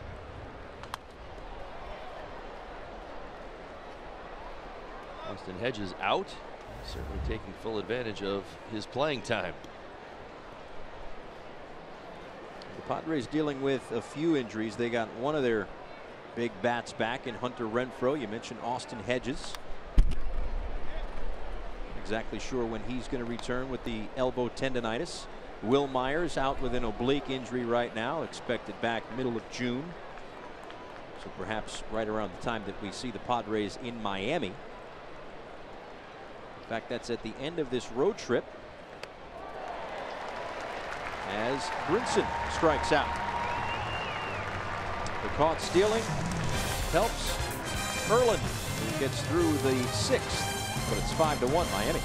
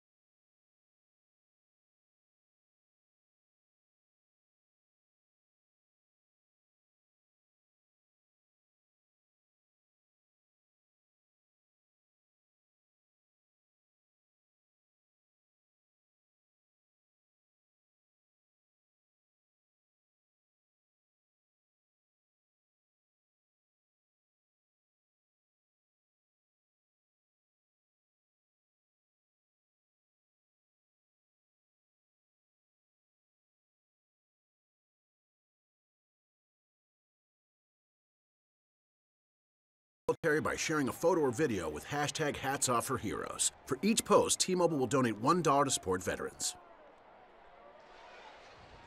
Back here in San Diego, first of a 4-game set. Thanks so much for spending some of your Memorial Day with us. Paul Severino, Todd Hollandsworth, Jessica Blaylock with you to the bottom of the 6th. 5-1 Marlins on top. Eric Hosmer to lead things off. After Hosmer, it's Christian Villanueva and Hunter Renfroe against Caleb Smith, who, after the first pitch to Hosmer, up to 70 pitches, 9 of the 19 plate appearances today have lasted 3 pitches or fewer. And no surprise there. This Padres offense has been very active early. You see Hosmer chase the 3rd pitch of this at bat, a breaking ball. They're ready to swing the bats. Part of that is, I think, the combination of their high strikeout total coming in, understanding Caleb Smith is a strikeout pitcher. We talk about this a lot. All the times with aces, you say, oh, well, I'm not going to sit around to find out how good his slider is. Get on that good fastball. Well, at the same time, he's also produced a number of pop-ups and weak contact, so it's been easily as effective. He's got a good chance of pitching longer in this ball game. That's a chopper, and he will take it himself for the first out here in the 6th. Nelson might want to do this here. It's time now for the Geico This Day in Big League History. In 1998, O's manager Buck Showalter, the intentional walk to Barry Bonds with the bases loaded.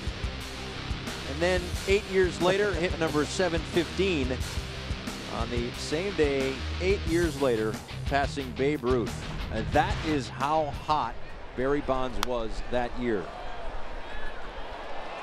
There are few guys that have ever been in a zone like that, where with the bases loaded, he's getting a free pass. Well, it's just a whole lot of respect. And I think it was also understanding that Barry was Barry and that nobody else was Barry in the lineup. It wasn't like you had 2 of them, one hitting behind the other.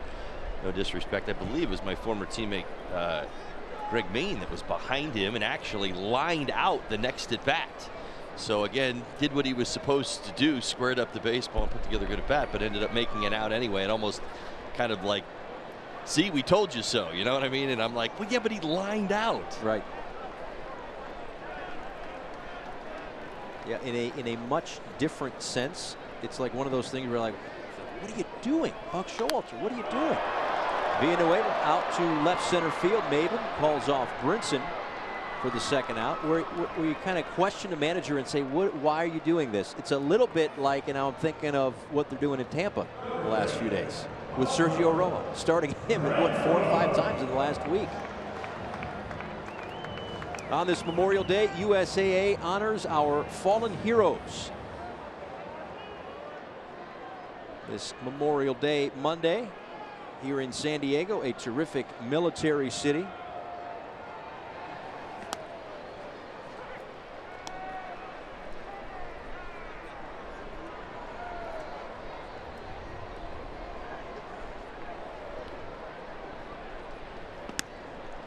Inside to Hunter Renfroe. A couple of ground balls to Justin Bour. And the Padres would love to get Renfroe going again. He's got some numbers, particularly against the lefties throughout his career, that would warrant not only his spot in the lineup, but his production. And I've not seen it yet this year. Came into today's start with an OPS over 1,000 against left-handed pitchers.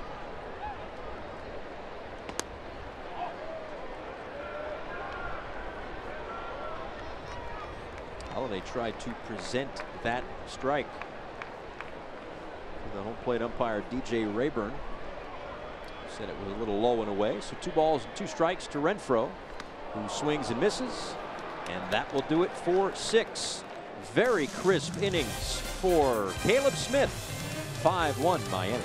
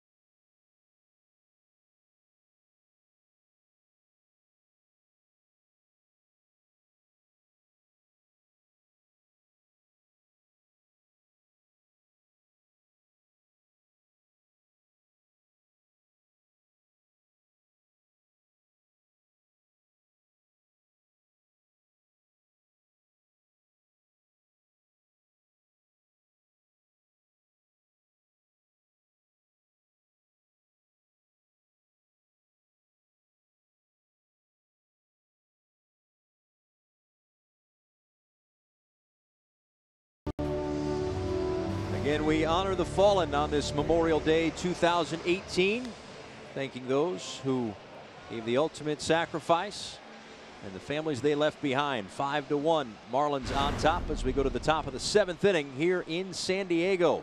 Paul Severino, Todd Hollinsworth, Jessica Blaylock, glad that you are spending some of your Memorial Day with us.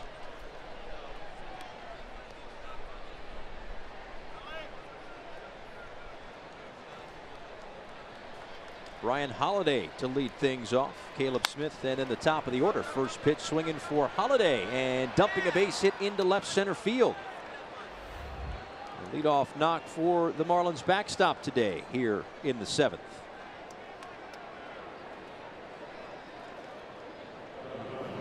Good to see Holiday get a base hit. It's been a while since he had earned a start.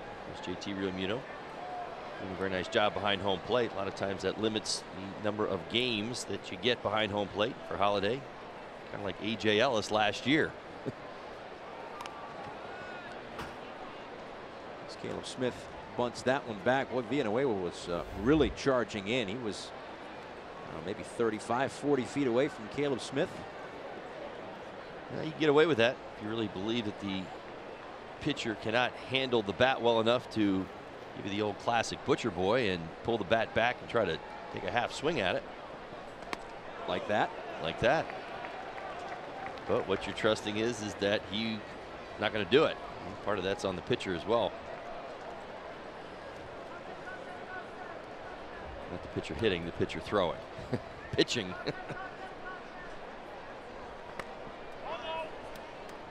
Pulls that one back, and it's a ball and 2 strikes. A couple of strikeouts today for Caleb Smith, but certainly not all that concerned with what he's done at the plate. It's what he has done on the mound this afternoon. 6 strong innings, 3 hits, 3 strikeouts as he slaps this one to second base. They get 1 and they get 2.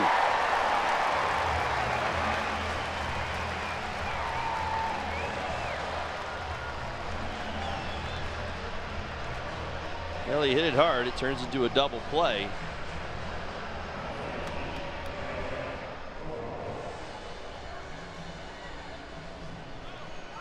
So 2 outs for Miguel Rojas. You could take a trip to 1993 as the Marlins celebrate their 25th anniversary. Join us the weekend of June 8th through the 10th with some of your favorite World Series champs, throwback moments, giveaways, and much more. Rep your teal as the Marlins take on these very same Padres in our throwback jerseys. Visit marlins.com/25. And now Don Mattingly is out to chat with the third base umpire, Alfonso Marquez, who is also the crew chief. And he's getting together with the home plate umpire, DJ Rayburn. And Don seems to be a little heated. He's very heated. Something's got him worked up. I don't know what it is. Andy Green was also out of the Padres dugout.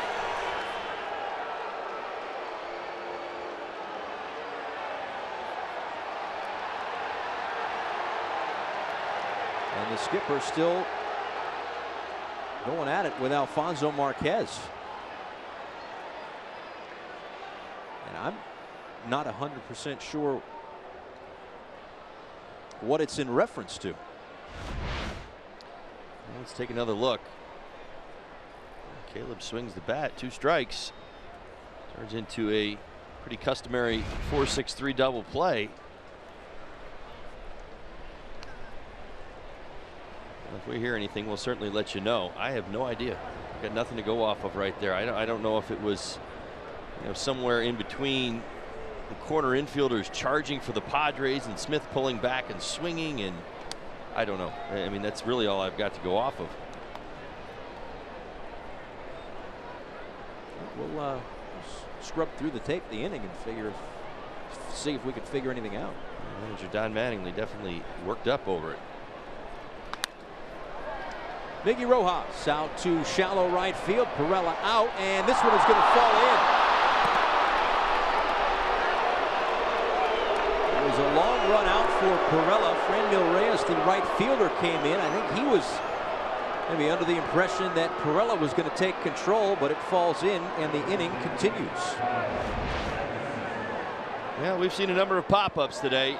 This one no different as it makes its way to, I call it somewhat of the Bermuda Triangle. Your right fielder, you want to see him be more aggressive there from Reyes. He kind of starts to bail and assumes that Pirela's got control of this. That's not a good assumption to make. You are the right fielder. You've got to take control. You're there to help the second baseman out and put him in a position to make an incredible catch.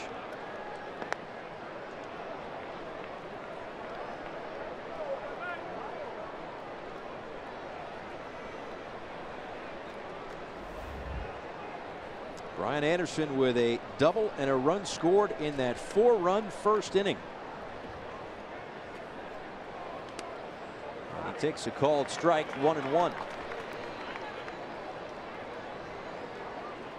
It has been a strange afternoon with the pop-ups. With Eric Hosmer lost one in the sun. There was a ball that fell in down the left field line. That one fell in right field.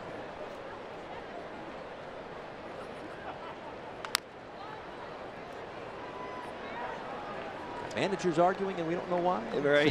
Yeah, there's definitely, really the explanation, and I'm not sure fans would even really understand this. I know what to say to you in this situation. It's kind of breaking the pattern of what players a lot of times do. And when you do break these patterns, sometimes games like this happen where they get a little quirky. What I mean by that is a day game on a Monday.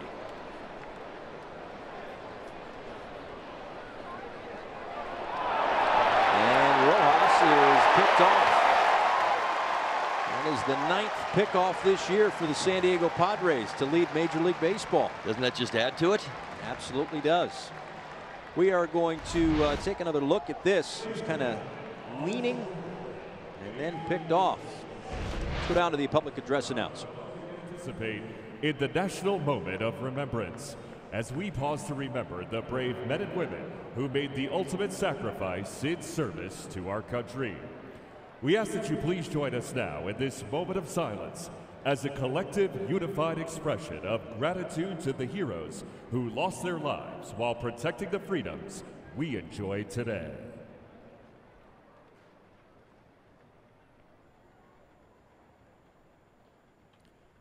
Thank you. Now, before we sing Take Me Out to the Ballgame here on Memorial Day, welcome back former United States Navy corpsman and veteran Stephanie Baldonado. Please sing along as she presents God Bless America.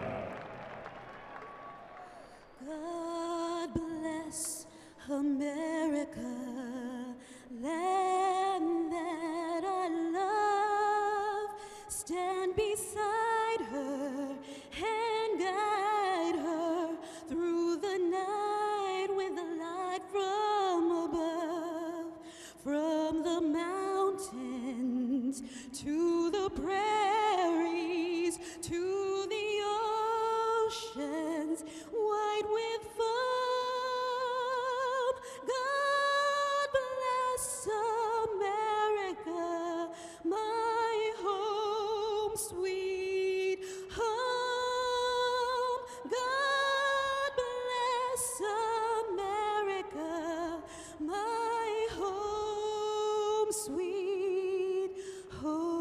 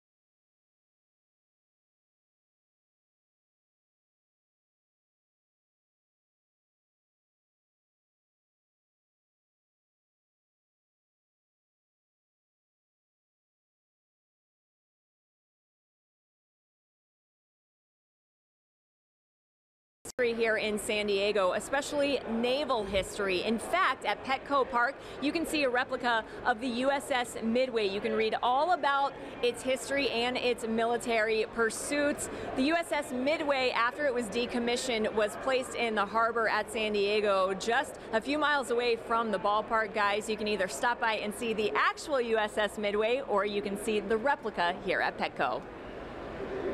Jessica, thanks so much. Yes, a terrific military town here in San Diego. And very glad that we're here for this Memorial Day, a celebration not just of the unofficial start to summer and the quarter poles along the way of a baseball season, but to remember those who paid the ultimate sacrifice. As we move to the bottom of the 7th inning, Franmil Reyes with a solo home run in this one, accounting for the only run for the Padres this afternoon against Caleb Smith, who was ahead in the count 0-2. Surrendered just the 3 hits today. The home run, Hosmer's got one, a base hit, that is. Freddie Galvis with a double. But other than that, Caleb Smith has been crisp and efficient. And for a guy known for his strikeouts, has really just been attacking the zone and letting the Padres put the ball in play. They have done that, and he has stayed away from barrels all afternoon. They get a check at first, and there is a strikeout, 4th of the day. Well, let's be honest with ourselves here. You're going to go all the way back to the 2nd inning to find a hard hit ball. Really, for the San Diego Padres, it's the Reyes home run. That's it. That's all you got. The Hosmer base hit was, I mean, he was hit okay. I mean, but it was a little bit in between. Dunks it in right center field. And the Galvis double was a blooper down the left field line. Caleb Smith has been absolutely outstanding this afternoon. Nick Whitgren up as Freddie Galvis takes a called strike. Yeah, the numbers coming into this one. Pitchers with at least 10 starts. Also action in the Padres bullpen. Pitchers with at least 10 starts this year.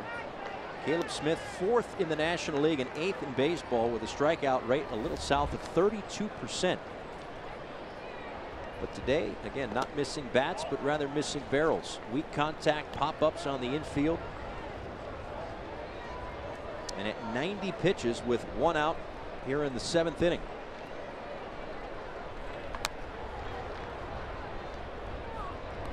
And that's the risk you run. You come out and you say to yourselves offensively as a unit that you're going to be aggressive against somebody trying to get up on their fastball. You kind of set in motion a mental game plan. If Caleb Smith makes the adjustment and says, I'm done throwing you first pitch fastballs down the middle of the plate, and of course that's the only run that the Padres have, is the first pitch home run to Reyes, which was a fastball essentially right down the middle of the plate. I'm done with that. You keep swinging. You're going to be swinging at first pitch changeups and sliders the rest of the afternoon. Through 5 innings, there were 19 plate appearances, 9 of which were 3 pitches or less, and another infield pop-up. It's going to be Rivera for the 2nd out here in the 7th.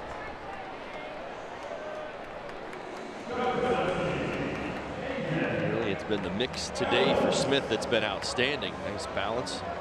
Just fastballs. We've seen him at times, pick the game plan and stick to it. Other times we've seen him make nice in-game adjustments. I think today that would be it. Of course, came out trying to find the strike zone early with his fastball, started using the slider and changeup much more, and has done a fantastic job of keeping these Padres off balance. That's why you're seeing all the pop-ups.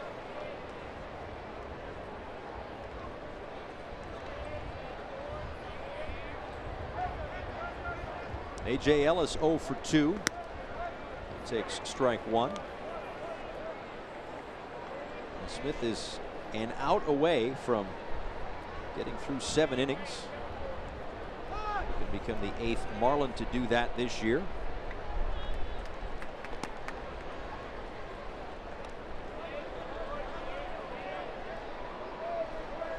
Right around 100 pitches, one would think, when this inning is over, hopefully. 2-2 to Ellis.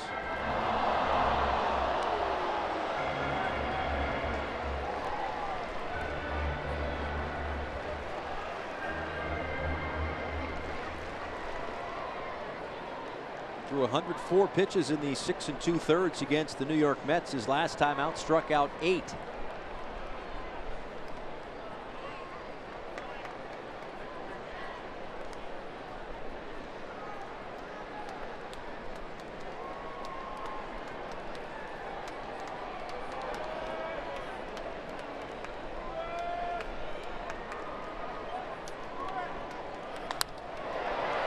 this out to left field, and Maybin with another sliding catch. Nice afternoon out there in left field for Maybin. He's had a couple of those. Perhaps an even better day for Caleb Smith, who is through 7 innings. He's given up the 1 run. 5-1 Miami.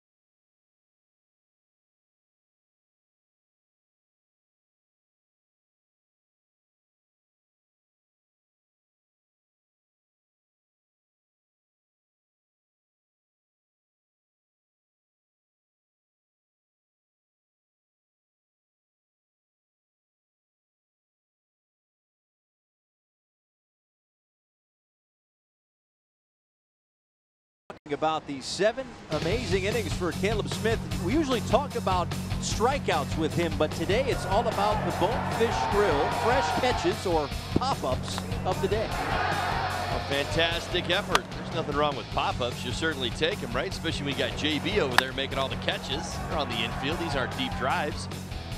Nicely done. Again, listen, the strikeouts are a byproduct of pitch efficiency, making good pitches, you know, as being able to last long in a game. I mean, I still always think back to the Brewers game where he was outstanding. Now, the 4 strikeouts, sure. I think we probably would have said, well, he's going up against the Padres. They strike out too much. I think I even said this to you this morning before the game. Well, maybe he strikes out 10 today, right? That's what the numbers tell us.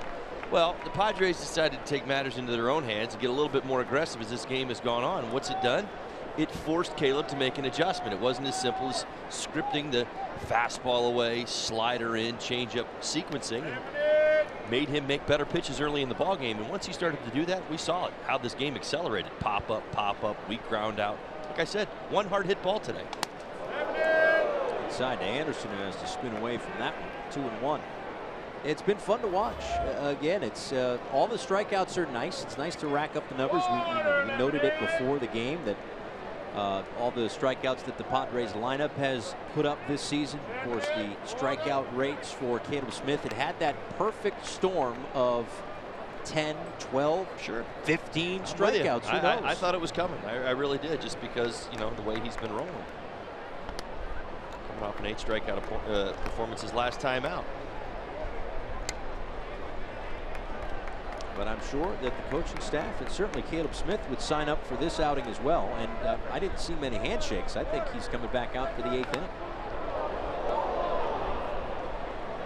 Well, we don't get a vote, but I think you know where I am on the vote with my mid-inning behavior. Not my words, just my behavior. Let's see. He's creeping up on 100 pitches. I'll tell you what, Erling's done a nice job coming in for Lauer. Struggled early in this ball game and has provided some relief for a Padres bullpen that could have become quite vulnerable.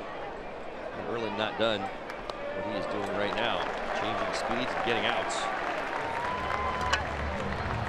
That is another strikeout for Erling, his 3rd. That brings us to our Lowe's whole team together. Again, the San Diego Padres talking about the strikeouts on the offensive side. What about on the pitching side of things? We'll see Tyson Ross tomorrow night against Dan Straley of the Marlins. Clayton Richard is also going to be a starting pitcher in this series in the 3rd game of a 4-game set. That's Wednesday. afternoon game here today, obviously. 10-10 back home the next 2 nights, and then a 9-10 first pitch, the series finale, before heading out to Arizona. As Castro flies out to center field. 2 away in the 8th.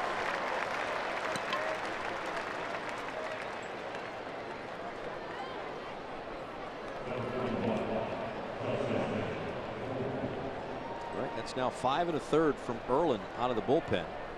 3 strikeouts, 3 hits, and perhaps for the Padres, most importantly, no runs allowed. Well, we talked about how their bullpen is constructed, and the Padres do have a good bullpen, statistically speaking.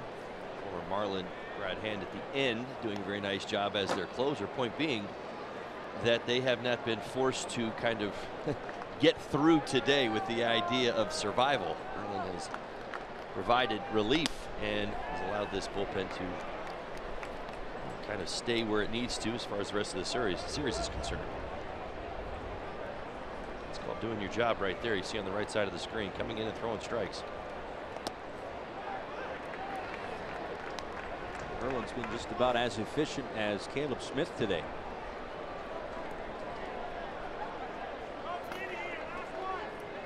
Two and one to Bohr, who had a double and a run scored back in the first inning.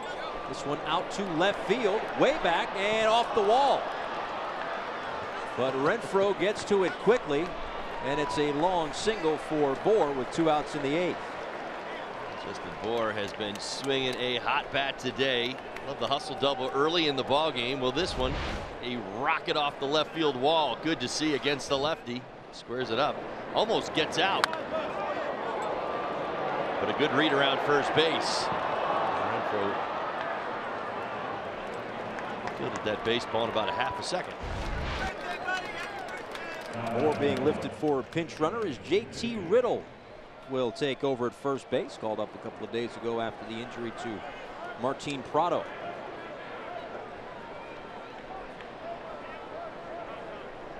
So we'll see what that does for the defensive alignment.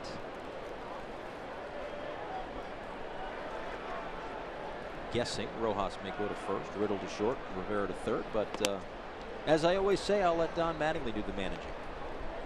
Nice day for Cameron Maybin, by the way. 3 singles, a stolen base, couple of RBIs. Making the most of his start today against the lefty Lauer, and now Erlin has cashed in for a 3-hit afternoon. His 6th multi-hit game of the season for Cameron Maybin. Also his 2nd 3-hit day. There have been 3 4-hit games this year for the Marlins. Brinson had 1, Castro had 1. Of course, J.B. Shuck had 1. Career high 4 hits on the 13th of April against the Pirates for J.B. Shuck. In his Marlins debut.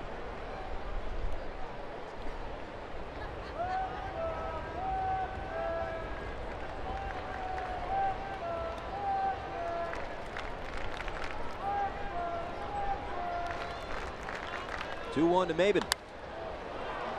Lifted to left center field and into the glove of Hunter Renfroe. Through 7.5. Looks like Schmidt's going back out for the 8th, up 5-1.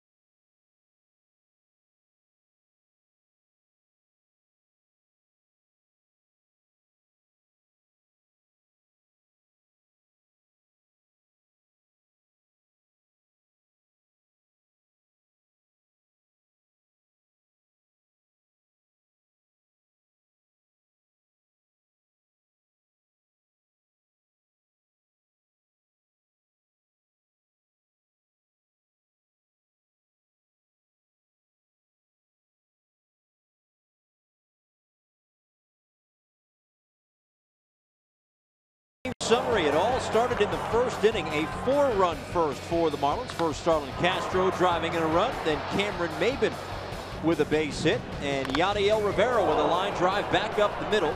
That scored a couple to cap that 4-run first inning. Bottom 2, though, Franmil Reyes with a home run to left center field. That made it 4-1. Cameron Maybin would also add another RBI.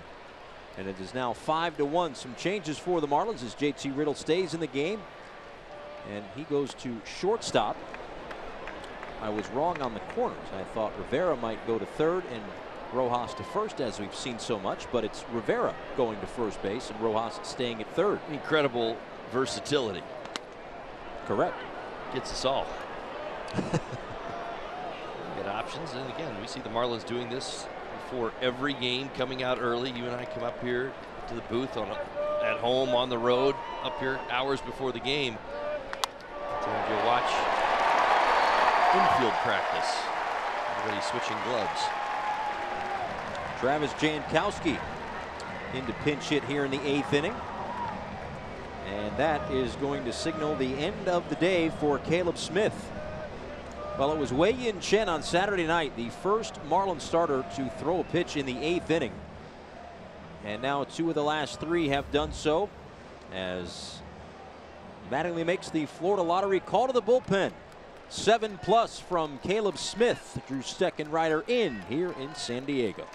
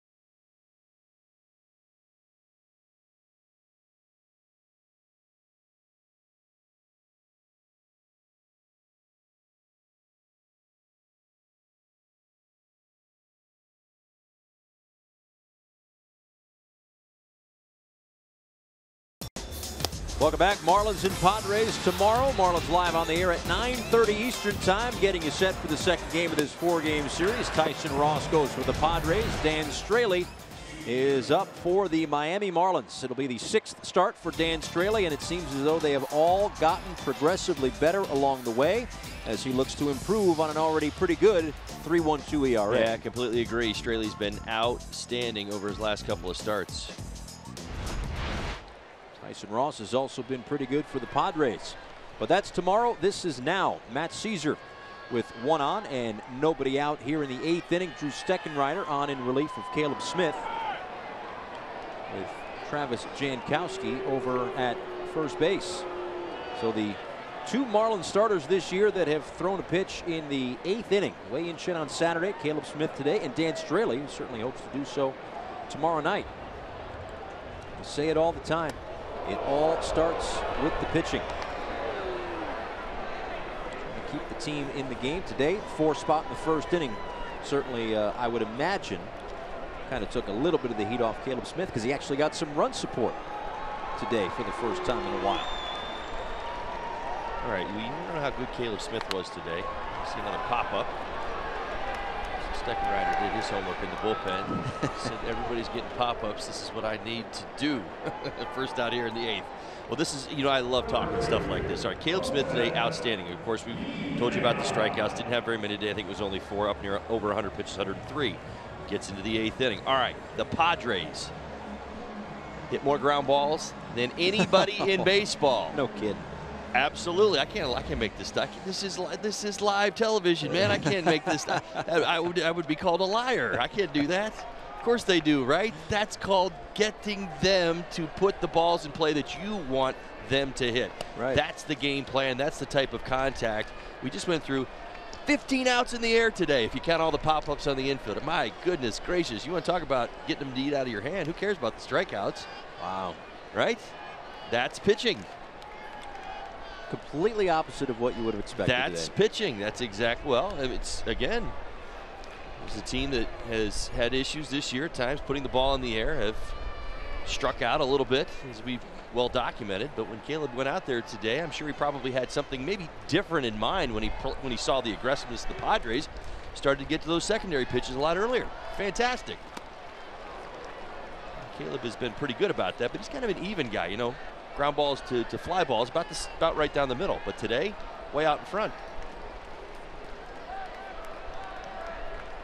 Well, a credit to Caleb Smith and Brian Holiday for being able to kind of see how the Padres were being aggressive and able to exploit that today as they get 7+, the Marlins do, out of their starting pitcher.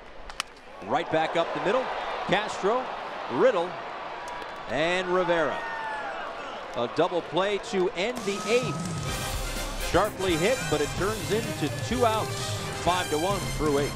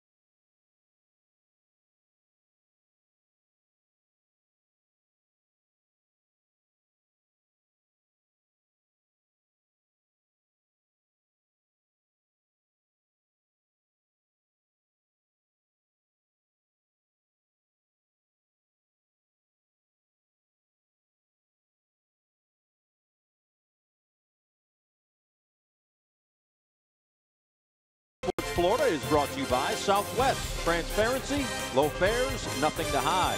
By Sylvester Comprehensive Cancer Center, in pursuit of your cure.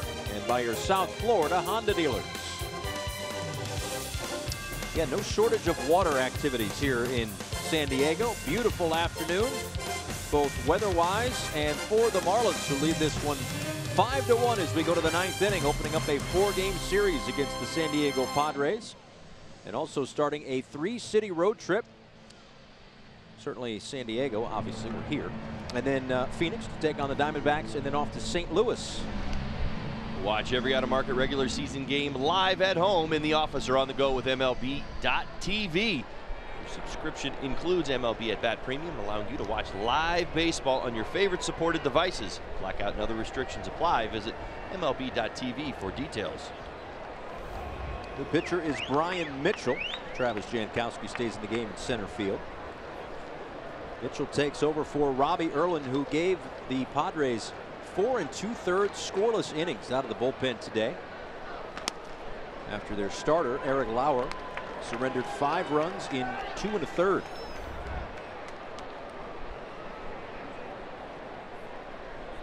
Yadiel Rivera, Lewis Brinson, Brian Holiday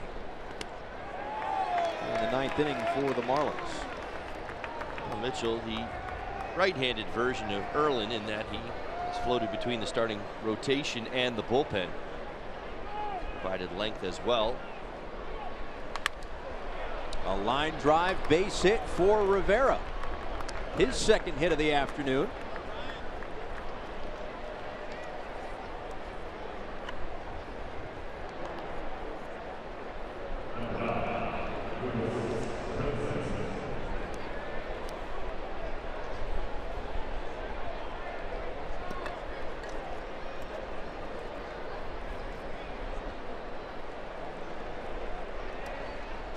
Rivera gets the start today, notches a couple of hits. Brinson fouls that one back to the screen. It's your new favorite player, isn't he? Yachty? Yeah. Rivera. Yeah. We've chatted. Jovial individual. He's been doing a very nice job off the bench.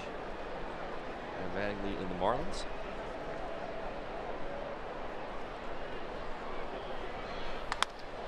Line drive. And the throw gets away. And did not get into that camera well. It stays in play. Rivera's able to get back, one away. San Diego Padres catch a break here. Varela.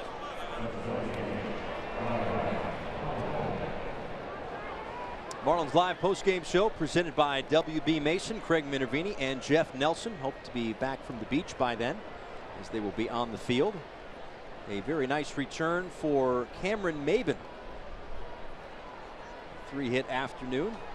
Back here, of course, spent a little time with the San Diego Padres, and we'll hear from Don Mattingly and try to get to the bottom of why he was so heated in the middle innings. I don't think we've really gotten to the bottom of that quite yet, but he had an exchange with the third base umpire and crew chief Alfonso Marquez.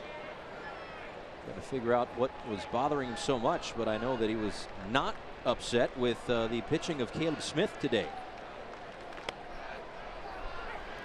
or the quick start offense with the 4 runs in the first inning. Right now riding that into the 9th. We'll start this road trip off right if you can finish up here today and hopefully get the win. Back to what happened obviously this weekend. And that's really took it to the Marlins. Interestingly enough, almost that, we talk about that opportunity or that first inning. We've talked about it probably more individually. Players who have, had some bigger moments in response to a bad game or a bad series. It's really good to see the lineup length there in the first inning come through. Everybody putting together that quality at bat. We were talking about the number of runners left on base in the Nats series, the number of missed opportunities with runners in scoring position, which ultimately led to the sweep.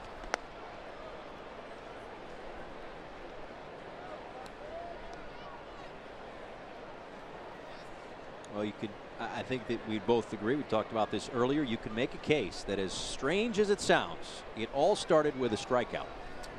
Miguel Rojas, an 11-pitch at bat in the first inning, saw the entire arsenal from Lauer, and 5 straight hits and 4 runs as Holiday sends one out to center field for out number 2.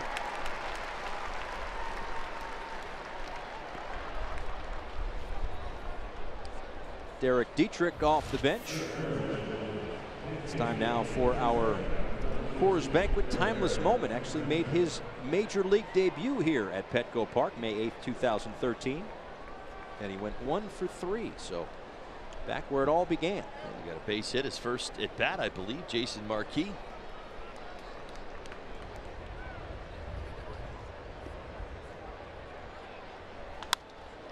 Swings at the first pitch from Mitchell. Really going to look there as Villanueva, but that will reach the seats.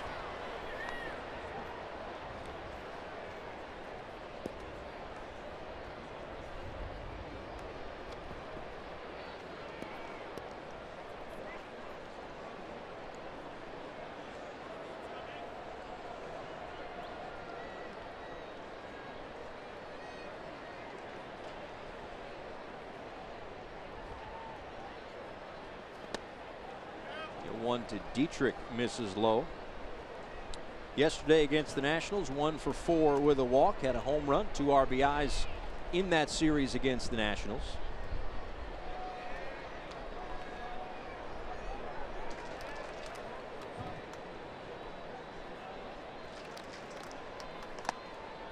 Takes upstairs, 2-1.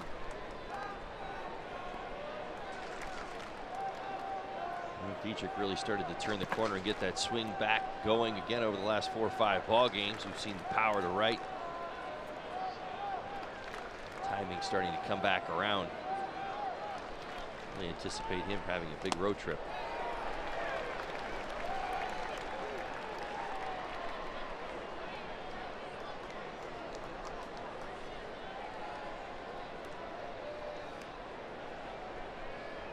.258 hitter with 3 home runs as a pinch hitter in his career for Derek Dietrich. And to face Mitchell here off the bench, it takes low and in. The count runs full, and with 2 outs, that'll give Rivera a head start over at first. Starman Castro, a couple of hits in this one, 2 runs scored.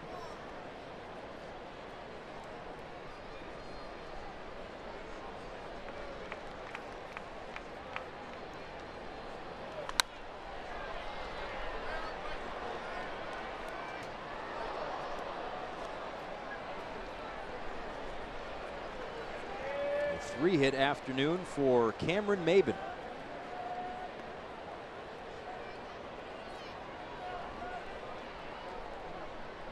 .393 games with the San Diego Padres from 2011 to 2014. So back here at Petco Park.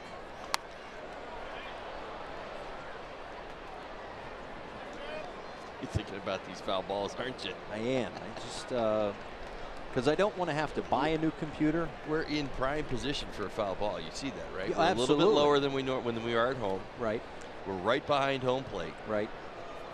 And there's always a lot of foul balls in this section, so it's almost inevitable.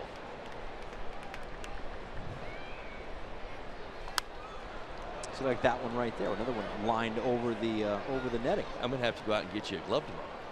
At least prepare you for this moment.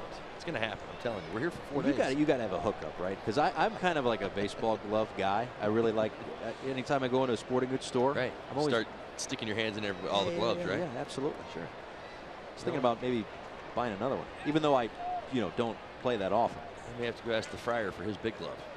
I might need that one. It's been a while. I had good hands in high school. Dietrich sends it out to left field. Renfroe back, way back. It's turned around, and Rivera's going to come in to score.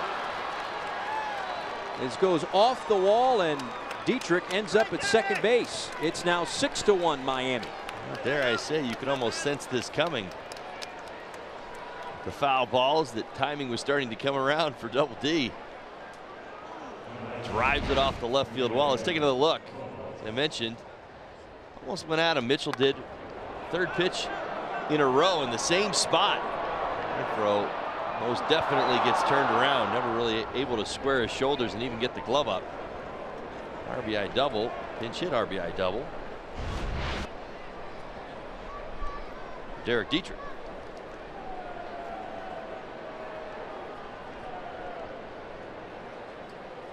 So here is Rojas. Takes a called strike. Again, back in the leadoff spot today. Been there 4 times this season.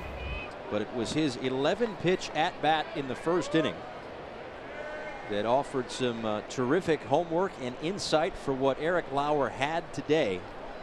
And after that 11-pitch strikeout, 5 consecutive hits for the Marlins to push 4 runs across against Lauer. And they have rode that all the way into the 9th inning here.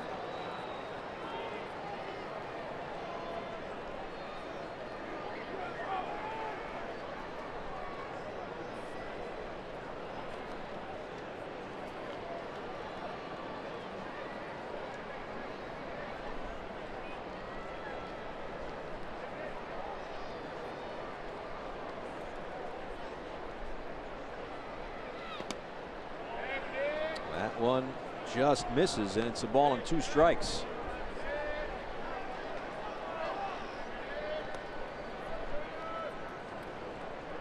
Mitchell came over from the Yankees along with Chase Headley, who is no longer with the Padres, in December 2017. A bit of a salary dump, as I guess you could call it, for the Yankees to get Chase Headley off their books. And in doing so, had to give up the arm of Brian Mitchell. Speaking of arms, Kyle Bearclaw on the left, Nick Whitgren on the right.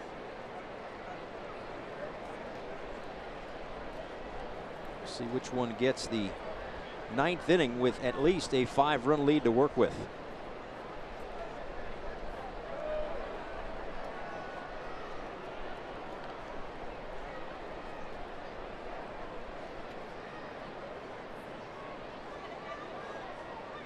Dietrich away from second after the RBI double. And ripped over the glove of Villanueva. It'll be an RBI single for Miguel Rojas. And the Marlins now up 7-1. Well, a 2-hit day for Miguel. Good to see him pick up that second one, an RBI as well. Base 3 times.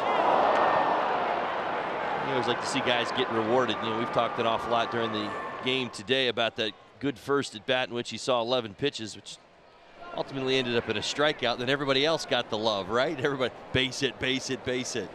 Always find yourself rooting for that guy. You're like, I hope that comes back around and he gets paid off later. Well, there you go. 5th at bat of the day, RBI single.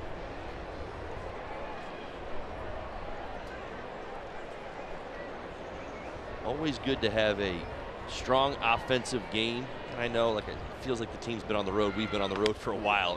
That first game of a road trip, I can't tell you how important it is. It kind of gets you locked into how players generally think, whether, you know, it's a road trip and you think of it collectively. We're going to be on the road for 3 cities, so it's going to be a batter's box that we're not familiar with for the next 10 days. You know what I mean? At home, it's different. So it's almost like resetting over and over and over again. That one is going to fall in center field. Rojas to third and in there safely. So, chit-chat with Freddie Gonzalez, maybe a little miscommunication as to whether it was one of those around the bag sorts of things, going sliding. I'm going to tell you, well, you always want to assume the slide. Again, that's the safe way to go for a base runner, even if there is no throw, because that way you are doing the right thing. What surprises everybody, watch this. So Jankowski comes in, slides. Renfroe does a nice job backing up. It was the cannon throw that came from Renfroe right there that caught everybody off guard. I didn't anticipate him going, trying to make a play at third base, especially with 2 outs. Closer than I thought. Well, he made it happen. That's the point, is right. that he made that play. It caught everybody by surprise. 2-hit day for Ryan Anderson. And with that base hit, 15 hits for the Marlins, a new season high. Last time they had a game with 15 or more hits, last September 30th against the Atlanta Braves. They had 18 hits against the Bravos that day, but 7 runs on 15 hits. They've spread them out in a new season high in the hit column. Castro's got 2 of them. Single in the first, double in the third, came around to score both times.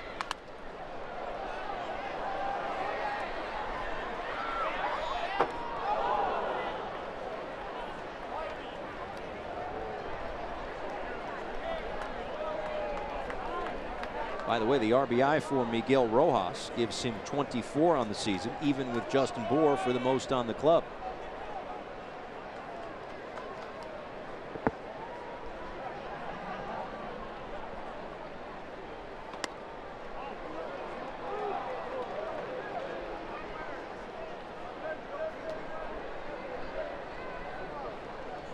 Also nice to see a couple of guys who, don't start every day. Maben will get a start, obviously, every so often, right, against the lefty starters. He had a 3-hit day, a couple of RBIs. Yadier Rivera, a couple of hits, 2 RBIs. As it's a 7-1 lead for the Marlins going to the bottom of the 9th.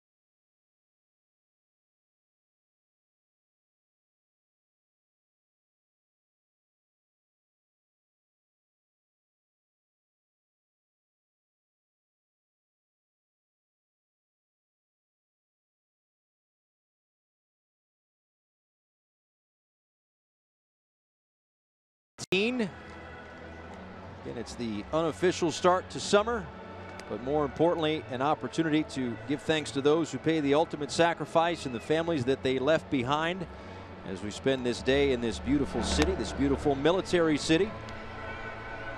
And once again, say thank you. Nick Wittgren in his 17th game this season for the Marlins, looking to finish off what is right now a 7-1 Miami lead. A great spot to get Nick back up on the bump. Knocked around, one appearance in the National Series. 3 earned runs. He's been outstanding this season. Basically, that earned run average is attributed to his last appearance. So a good chance to get him going again. He's been outstanding on the road. He's now making his 10th appearance on the road. Sub-1 ERA. Eric Hosmer, Christian Villanueva, and Hunter Renfroe due up for the Padres. The Marlins lead this one by 6. Hosmer offers at the first pitch, fouls it back. Hosmer a base hit in the 3rd inning. 1 of 4 today for the Padres. 2 singles, a double, and a home run. And that has really been it for San Diego.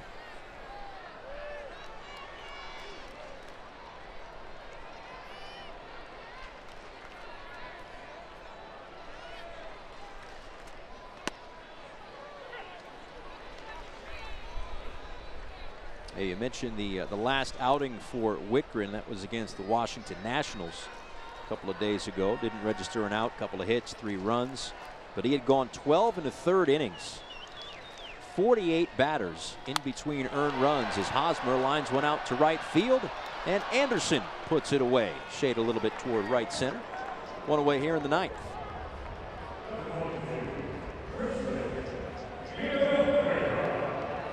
So yeah, 48 batters. He walked 4, struck out 12. Opponents hit 140 off him in that stretch.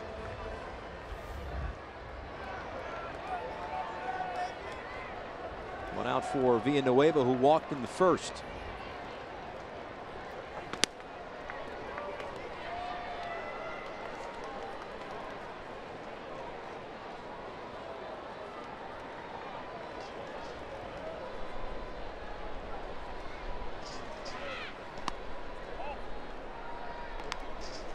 Solid outing from Caleb Smith. 7+ innings, 4 hits, a run. Surrendering the home run to Franmil Reyes. A walk and 4 strikeouts. Drew Steckenrider worked the 8th inning. And now Wittgren here in the 9th. Hit well out to center field. Brinson is back. He is at the wall. Leaps in. It stays in the ballpark. Going to be extra bases for Villanueva. Thought about 3rd, but a strong throw keeps him at 2nd base. Incredible throw by Brinson. My goodness. Well, as a center fielder, sometimes you end up on an island. What I mean by that is you're not going to get a whole lot of help, especially in this ballpark where you have a huge center field. So your left fielder and right fielder, there's not a whole lot they can do. This is going to catch that odd cutout in center field. Watch Brinson high above the wall. Not sure if it hit the thumb of his glove, but again, he's not going back to the wall flush like it's straight across. It actually jets onto the field. It's almost like a corner in almost straightaway center field. It's a very odd angle. And Villanueva, who's hit enough home runs, certainly thought that he might have had another, and that kept him away from 3rd. But you're right, that hit the wall to Brinson's to his right. Yeah, which is not an actual straight edge. It's not a straight wall, so it didn't come back. It actually went more towards right field off the carom. This one gets away from Holiday. Throw to 3rd, and Villanueva is in there.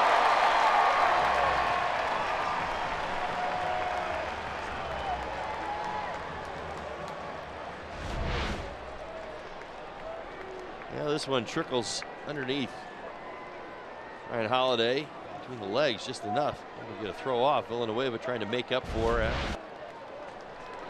Dare I say, maybe he should have been on 3rd. And the ball he hit off the wall in center, but he gets there anyway.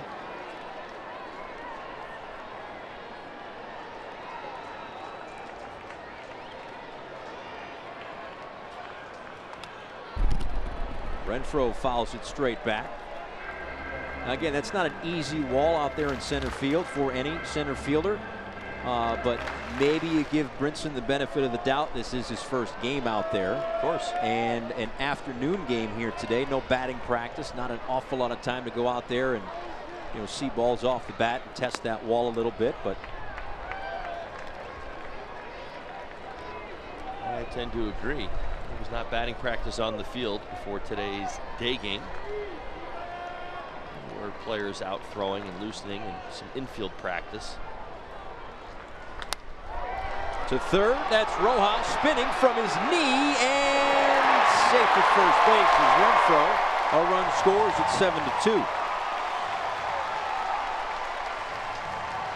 Well, a hard hit ball off the bat of Renfroe. Rojas does a fantastic job of keeping it on the infield, just not really able to gather himself. The momentum takes him down to both knees.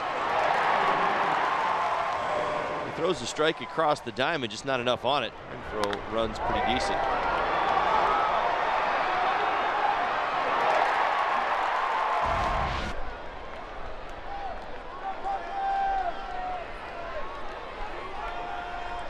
So a run in, 1 on, 1 out for Franmil Reyes, who hit the solo home run in the second inning. And the lines went out to center field. Brinson moving over. He's able to track that one down. Had a little juice on that one out there in center. And there are 2 away. Now Brinson's certainly being tested this inning. Reyes a couple of hard hit balls. Won a home run. This nearly gets over the head of Brinson. I'll tell you, at times Brinson's length is not, I don't say it saved him because he's put himself in bad positions. It saved him because it would have been over everybody else's head anyway. That's kind of where I'm going with this. Nice job cutting across the outfield and running that in. So Freddie Galvis, the last hope for the Padres this afternoon. Takes a look at a ball outside. Galvis with a double in the 4th inning.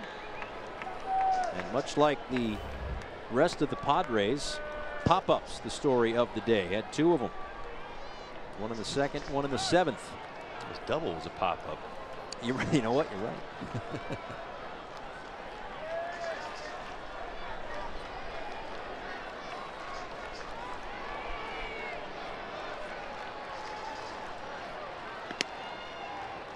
Well, 2 balls and no strikes.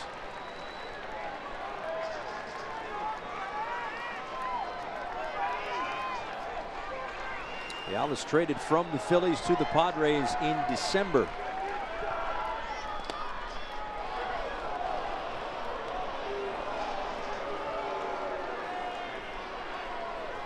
Signed a 1-year deal in mid-January with the Padres.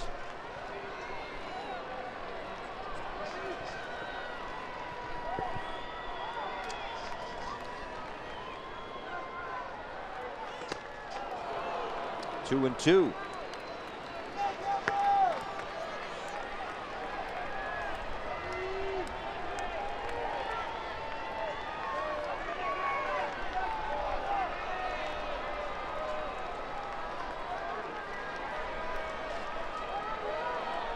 They don't hold the runner at first.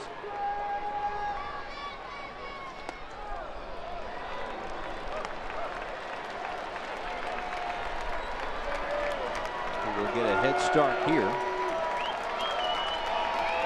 on the 3-2 pitch.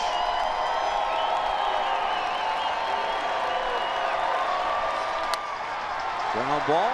Castro on the run, and Rivera is able to dig it out of the dirt. And the Marlins are winners this afternoon. A 7-2 win on Memorial Day as they go coast to coast yesterday against the Nationals in the afternoon. Fly across country and win the first game of this 4-game set. 7-2 this afternoon. We'll have Craig Minervini and Jeff Nelson live from the field. Marlins Live post-game show after the break.